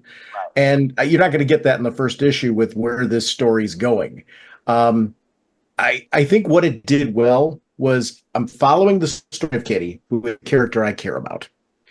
But Kitty's on a journey right now where she does not want to be a part of any of this, which as a reader, I'm feeling. And we get to certain points, especially when we see the introduction of one of the 3 characters on the cover, where we're starting to see the hope of what is going to draw Kitty back in. So it starts to bring me up. And I'm starting to get curious about, okay, how are we going to get there? And what is that going to look like? And am I going to buy into Kitty wanting to be a part of it again? And where is that going to be? Those were things that were working real well for me. I was riding along with her and I'm like, okay, I'm getting there. But I feel like the first issue kind of all felt like that throughout it, a feeling out process that I was going on the journey with Kitty, which I can be a fan of. But this is going to be one of those books where I need the first arc to really let me know how I'm going to feel about this book, because I've got to see this team come together. So only I'm slightly disagreeing with you is the sense I think I needed to see on the cover, like, okay, that's where this is going. Okay, I would like to see, I want to at least follow through and see when we get to this to see how I feel about this. As far as understanding the journey, I also do think that's where I'm adamantly, actually, I think we're pretty much on the same page with this. I felt this book needed to be the last one of the main X titles to be released, because I need a couple of X books that I can go on right now and go, okay, these feel like X-Men books. You can play around with this one because you've given me the other 2. If you haven't given me the other 2, I'm going to be bothered by this one. Whereas I'm feeling like this is the experimental book out of the batch as far as its journey. And I'm okay with them giving me an experimental book with the amount of books we're getting. I agree with that. And everything you said about it being the last book, again, makes perfect sense to establish everything and then get here. And I 100% agree with you that if this was the first one out of the box, I'd be like, what are we getting into? Brent, I have a feeling your opinions are probably pretty similar. John's less further down the road than I am on this book. So I had pulled up a thesaurus when we first started talking about this of other adjectives we could put on this X-Men. And so here's the ones I think would be fitting for this title, just in terms of the number of words, because just bad doesn't do it. Abominable X-Men apparently is a synonym for bad. Abysmal, atrocious. I also like dissatisfactory, and the one I was going to go with was erroneous because it also starts with an E. So erroneous X-Men, inadequate X-Men, unsatisfactory X-Men is what I would call this book. For $5, $4.99 down here, and I haven't picked up physical comics in forever. I'm mostly digital and trades, right? $5. You're going to put all these characters on a book, and I'm only going to see one of them, Kitty Pryde. Fine, call it a Kitty Pryde book. But don't put Emma front center on this dang cover, and not even tell me who these other people are. And I barely learned Trista's name. I had to go hunting for it. It's on like the second to last page she appears on. Yep. X Factor, met all these guys. I know who they are. NYX, met all these guys. I know who they are. They're on the cover. Hey, who's on the cover of Atrocious X-Men #1? I can't tell you because they're not in there. And there's even other pages of like the letters pages in Phoenix referring to these other two characters on the covers, whose names we don't know yet. So I'm just going to call them these innocuous characters over here. They're like, who are these guys? Read Atrocious X-Men to find out. And I'm like, nope, you won't, because it's not there. And I can't not call this book Atrocious X-Men, because that's what it is, apparently. Nothing against Ewing and Carmen Canero. Like, this story is just fine. It should be a number 0 issue. There's no hook for me to go into reading number 2.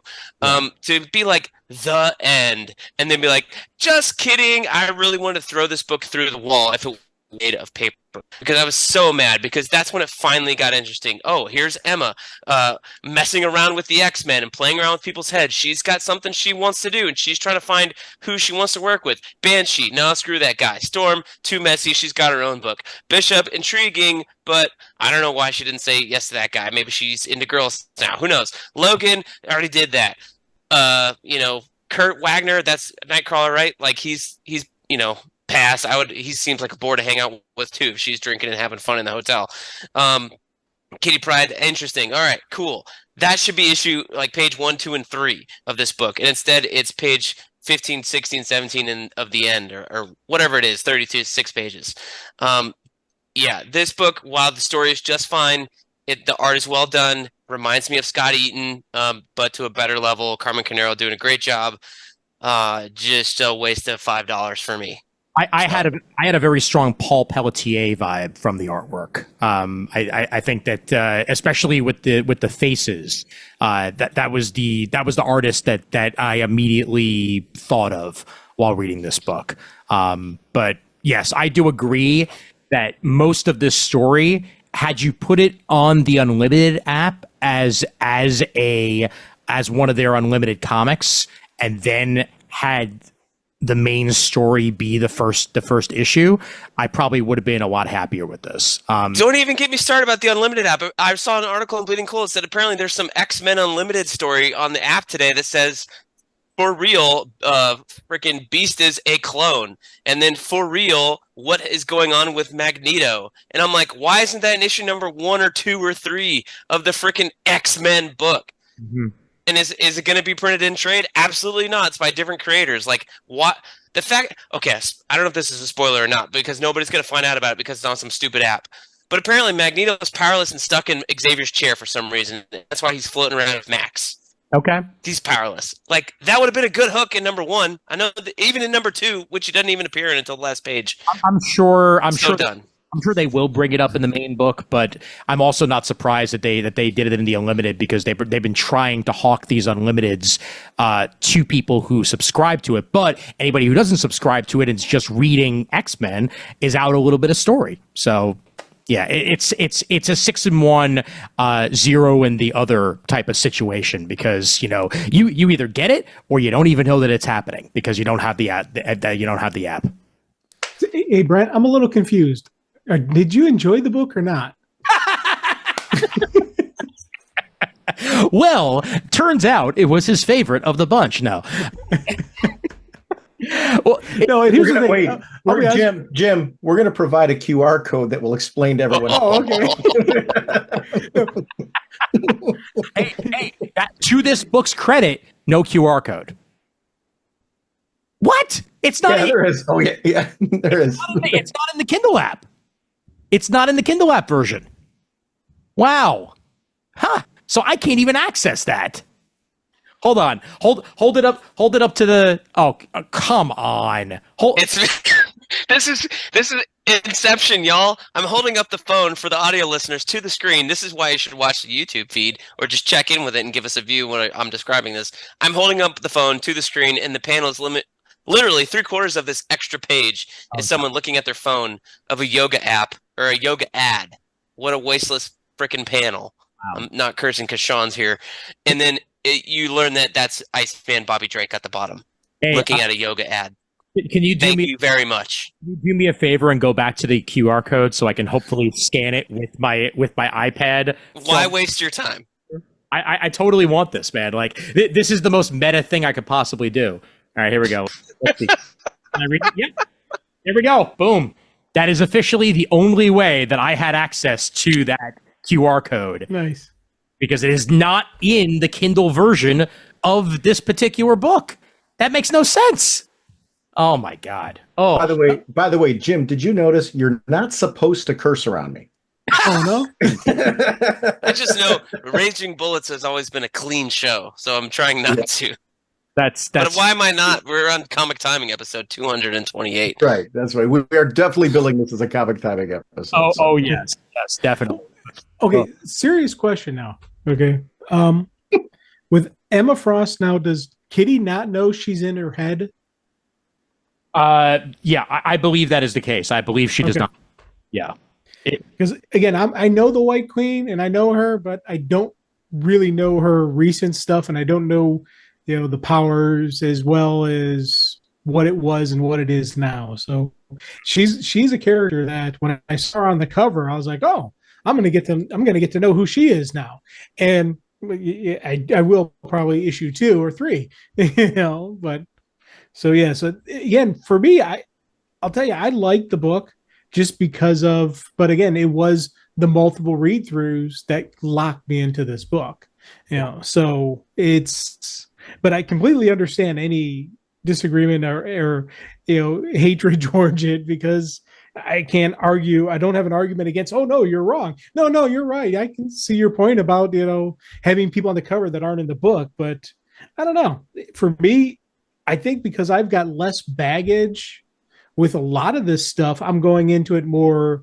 optimistic and positive about what we're getting. And I think that's one of my advantages I have over you guys. Mm-hmm. Yeah, and I enjoyed the story that was inside of this. What I didn't enjoy nearly as much is the fact that so much of this felt like it could have been an annual for a book or something like that. Like a zero issue comic was great. I think that this very easily could have been a zero issue, or yeah. Yeah, no, that a zero issue is definitely the best place for this to go. And I'm a little bit surprised that that's not the way that they actually wound up going in the long run. Sorry, I'm actually messaging myself the link to this because it's not coming up for me in my shared history either. So now I first need to access it that way to actually read the damn thing while we're talking about it. But I enjoy the character of Kitty Pryde. And if this was a solo Kitty Pryde book, it would make a lot more sense for me that they spent as much time on this as they did. And I don't know, it's just that's kind of what rubbed me the wrong way in the end is spending this much time on one character, even if it is Kitty Pryde, a character that I love. The entire setup is that, and this new character of Trista. Sorry, that I enjoyed the touching moments with her and her grandmother, and I even like the setup of her trying to get into the club and stuff like that. And I appreciate the fact that she turns gold, because that's pretty cool. But it's just not enough to sell me, and it was a little bit disappointing in that way, because I was looking forward to this 40 interaction between Kitty and Emma, and we don't get that in this. And look, there's cool stuff on this cover. They've all got like semi-matching uniforms, like we were talking about with what was it, X-Men? Yeah, but I don't get to see any of that. Yeah. Why did I spend $5? Oh, I do also appreciate, as a side note, that all of the original X-Men in one form or another appeared in these relaunch titles. Bobby Drake did not. Bobby Drake is right there in the bonus page. That doesn't count. Well, but from what I hear, I believe he is going to be showing up in this book to come. This isn't a throwaway Robert Drake for Standby to Chicago. Clearly, that's where Kitty is, and that's where this book is going to be based out of. So we're going to be getting him as one of the core members of this book, or at least an extended guest star, one way or the other. So once you get that, we've got Scott in X-Men, we've got Jean in her own book, We've got Beast over in X-Men. We've got Angel over in X Factor, and we've got Iceman here in Exceptional. So all the original 5 have at least one place to go, which is nice to see. I feel bad because like this could be an interesting title. I don't know where it's going to go.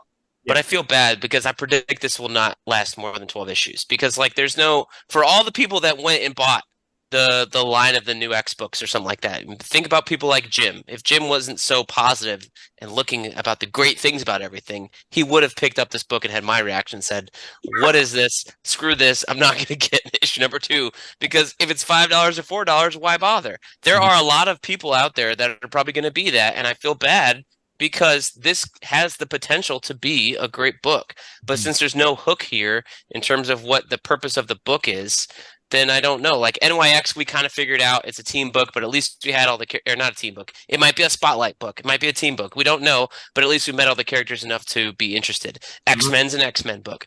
Uncanny's going to be this kind of weird journey road book, maybe.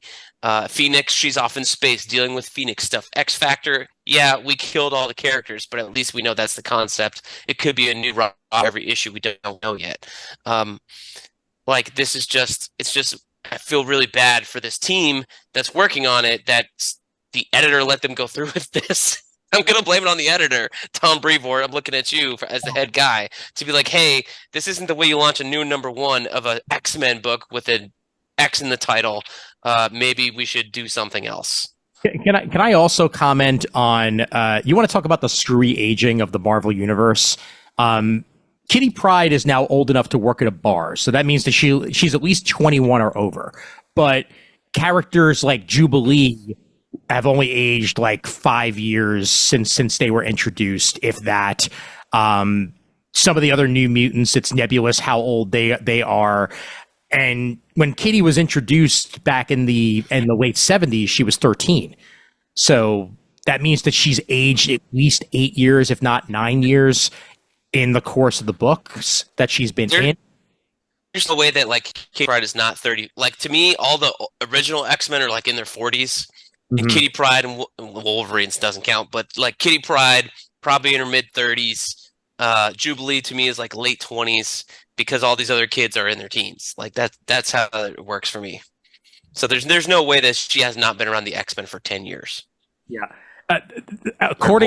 Less than 10 years. According to Comic Book Resources, CBR, which is not exactly a reputable source anymore, Cyclops is supposedly around 30 to 31. No way. Freaking way. Yeah, but Kitty being about 10 years younger than him makes sense canonically. Just because, they were the original team of X-Men and they started in the 60s and Kitty Pryde started in the late 70s. So disbelief. Yeah, I know. But sliding time scale. People are as old as we need them to be. That's the way comics work. And if you try to think about it too much, your brain will quite literally explode.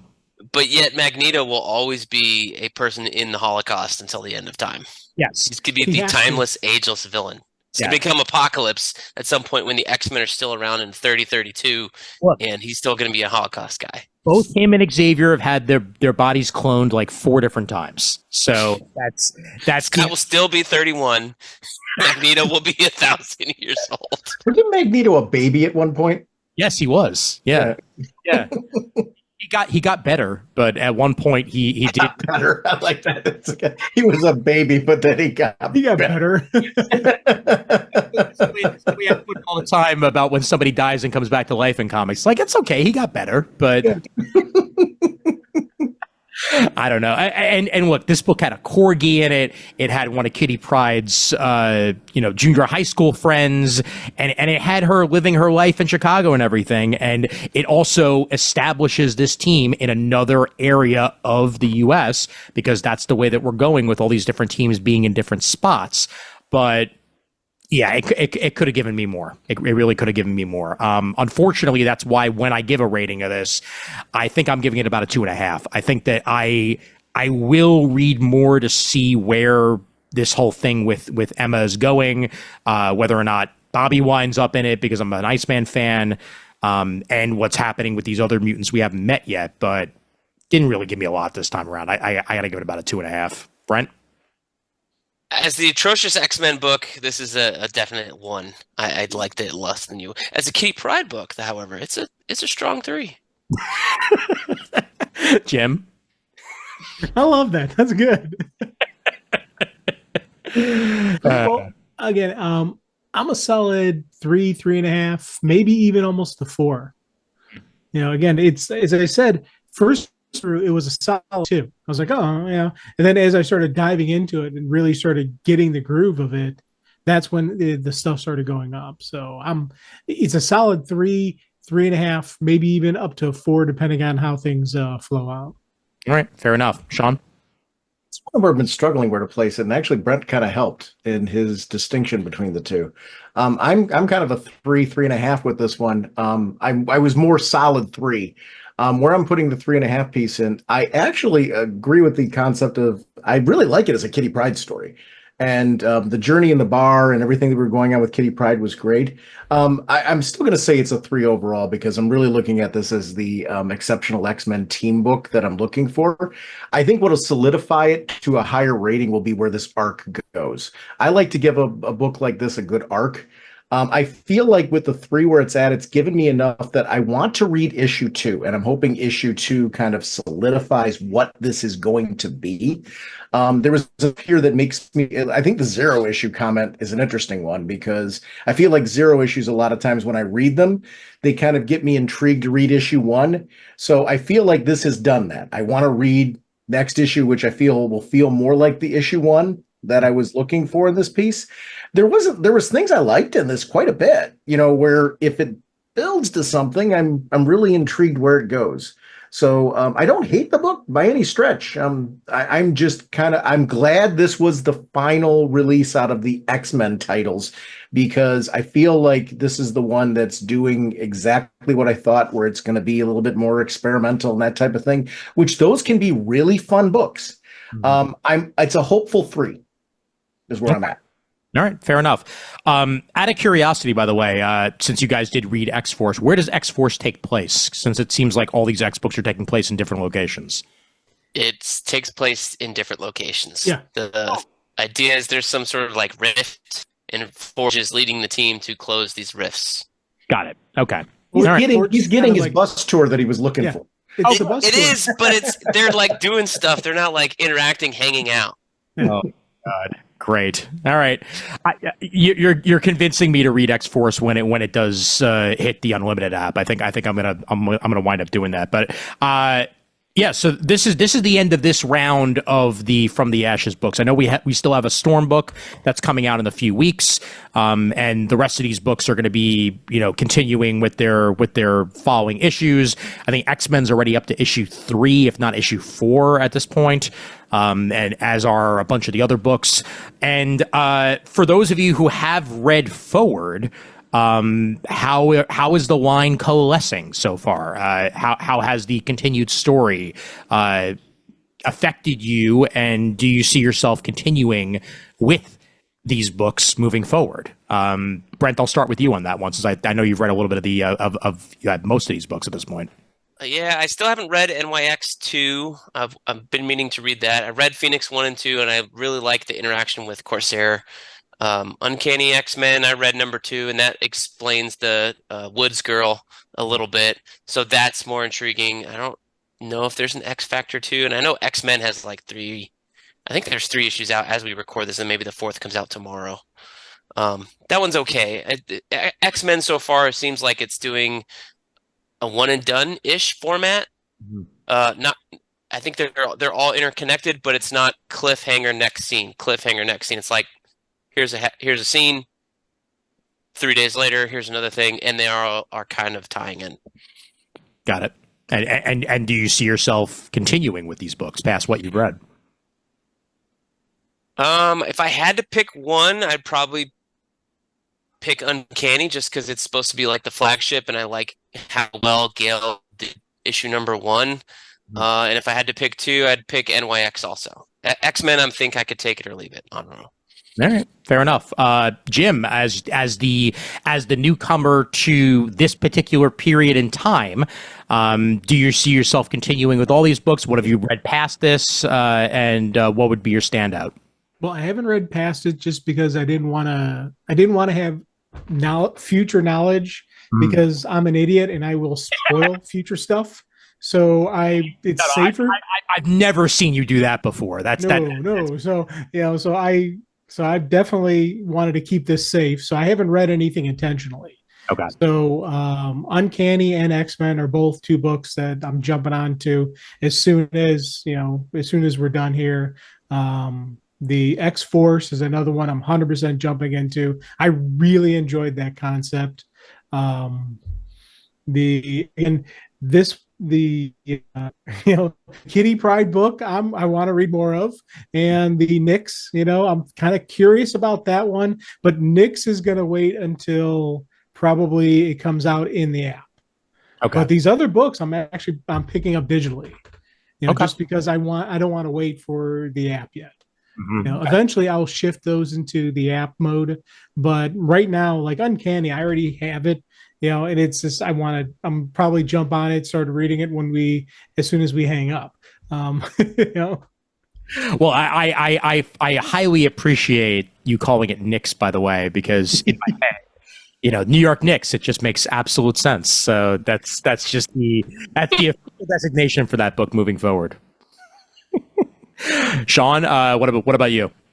So I kind of did what Jim did as far as the first issues that we talked about today. I didn't read the issues afterwards just to be consistent with our last recording for where I was at. But for the books that we did do this recording, X-Men, I got caught up on, not because I had to, because I wanted to. I found I'm really enjoying the book so far. So that one I'm going to continue on with. The same thing with NYX. NYX, I read that one first after our last recording because I was so excited to read more of that series after our last conversation, and I'm finding that book to be a lot of fun. So I'm caught up with issue 2. I'm looking forward to issue 3. X Factor, I'm with Brent. I don't think X Factor 2's out, but I do want to read X Factor 2. Mm-hmm. So that's the case. And obviously it was I'm going to say right now, it was very hard for me not to read the second issue of Uncanny. Oh, yeah. I really wanted to. I just was trying to stay consistent with myself and just kind of give my feelings based on issue 1. I'm actually glad Exceptional X-Men number 2 wasn't out too, for the same reason, because I feel like my goal here was to talk about issue 1 and kind of where I'm at with it. And I'll be just to see where that series goes. I do want to read issue 2 though. I kind of want to see where this is going, and I'm hopeful for it. So there's nothing that I read out of this that I don't want to continue on with right now. I'm hoping that it maintains that momentum, though. Series tend to, after like the first arc, it's kind of make or break for me. If the first arc is a satisfying wrap up to it, I'll continue on. These all have me wanting to read the first arc, and that's a mission accomplished on my end in various degrees. Oh yeah. Like I said, NYX, I jumped on that one right afterwards. That's a sleeper hit for me out of this whole thing. Uncanny, I knew I was going to feel this way. I think the bigger surprise for me was the bar went higher than even I was expecting. Oh, definitely, yeah. And I'd say it's. I haven't read any issue 2s yet because, as I said, I am waiting for the app at this point. I love comics. I love where comics are right now as a medium. They're too damn expensive, and I can't bring myself at this point to buy a $4 comic on the regular, especially for Marvel, when I'm already paying for the Unlimited app for a year. So I'm about to re-up on the Unlimited app, and when I do, I will be reading the issue 2s when they come out. Of those issue 2s, Uncanny X-Men's top of the list for me. MYX is right underneath that. And then actually probably Phoenix as my number 3. Just because I like my spacefaring X-Men and I enjoy my Starjammers. So that's going to be number 3 for me. And then after that, probably X-Men and X Factor, and Exceptional X-Men, in that order. And I honestly don't think that they're bad books in any way. I think that Exceptional X-Men is the weakest, but if I'll tell you this, if I read issue 2 and there still is a character that has not been introduced from this cover, I'm going to be very annoyed. And I think that they're going to have to bring that together in that second issue, even if it's a last page reveal and we get the last character, like I'm fine with that as long as we actually get the characters on this damn cover. So that's the way I feel. I will only be satisfied if they introduce all the characters if the final character is introduced in a QR code contained within the QR code. Oh, wow. Thank you very much for that inception moment. So you need to like have your phone in front of an iPad to scan the QR code to be able to pull up that page. You know what, Sean? I mean this from the bottom of my heart. That's not how these work. It is now. Insert Inception bong here, man. That's. Ian, do you think they're going to have the QR code in the app versions of these? Oh, I really, really hope not, but they probably are. No. Here's what they're going to do. It's a straight port from the Kindle They're going to give you an address where you can mail it for the page. and everybody who mails for that gets no prize along with it. It'll be great. Oh man! I appreciate the fact that they tried something experimental. I actually applaud. Please keep trying experimental things. They don't all work really well. In the case of the QR code, I'm glad it looks like they're going to be moving away from that piece. I appreciate the fact that comics are still trying experimental things to make this fun. So the attempt is something I can appreciate. I just don't want to read this way. I agree 100% with that. I'm looking to see if one of the issues may have hit at this point, because I think X-Men might still be. Oh, you know what? Actually, I think Uncanny is on here. So I am going to scroll to the last page of Uncanny 1 and see whether or not they have the frickin' QR in real time here. And the answer is they have the page. In the Unlimited app, they just straight up have the page. So that is a good thing for me to see. I had no idea that Uncanny #1 had already hit the app, because that's early. August 7th, this was released, and this is September 17th. So I guess there's only a month lead now on books before they hit. I don't know, but some books they do an early release though. Okay, I can imagine at this point with that one, I don't think I think it's more than a month lead normally, but I would imagine this one with the buzz around it. That's a great way. If you did not pick this up, here's why you should.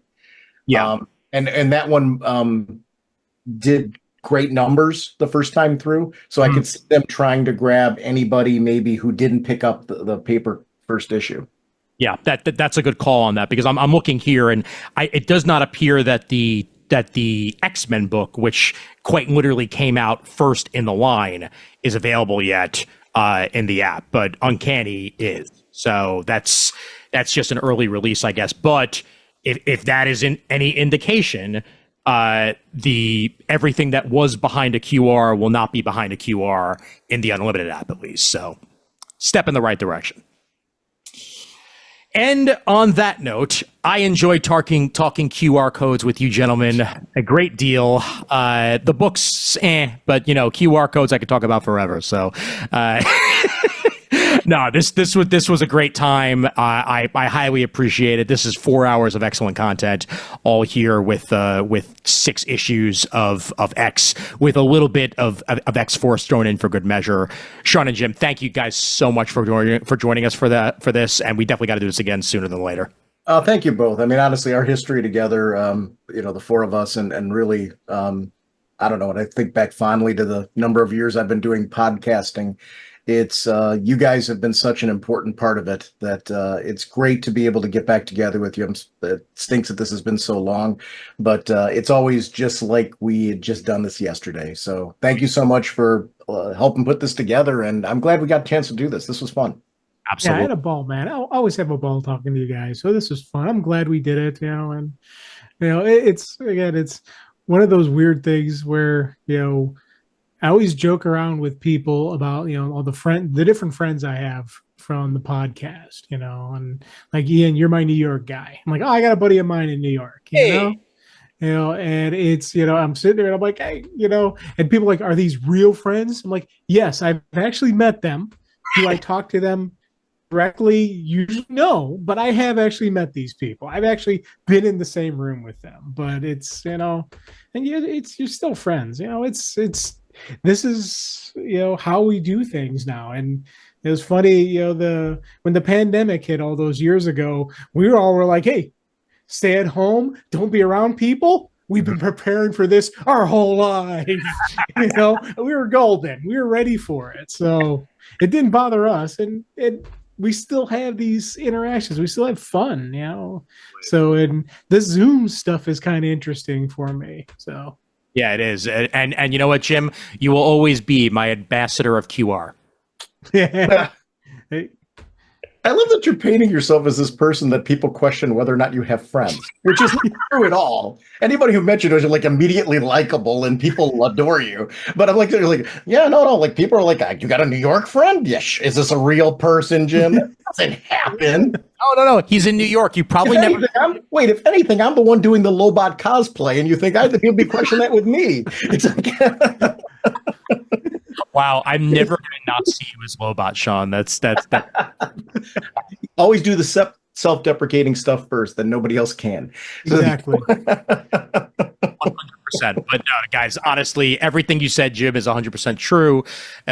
We've known each other for years, and it's like picking up like where we last left off. Whenever we do one of these, it's definitely got to be sooner than later. We'll get together and we'll talk comics again in the not too distant future, I am sure.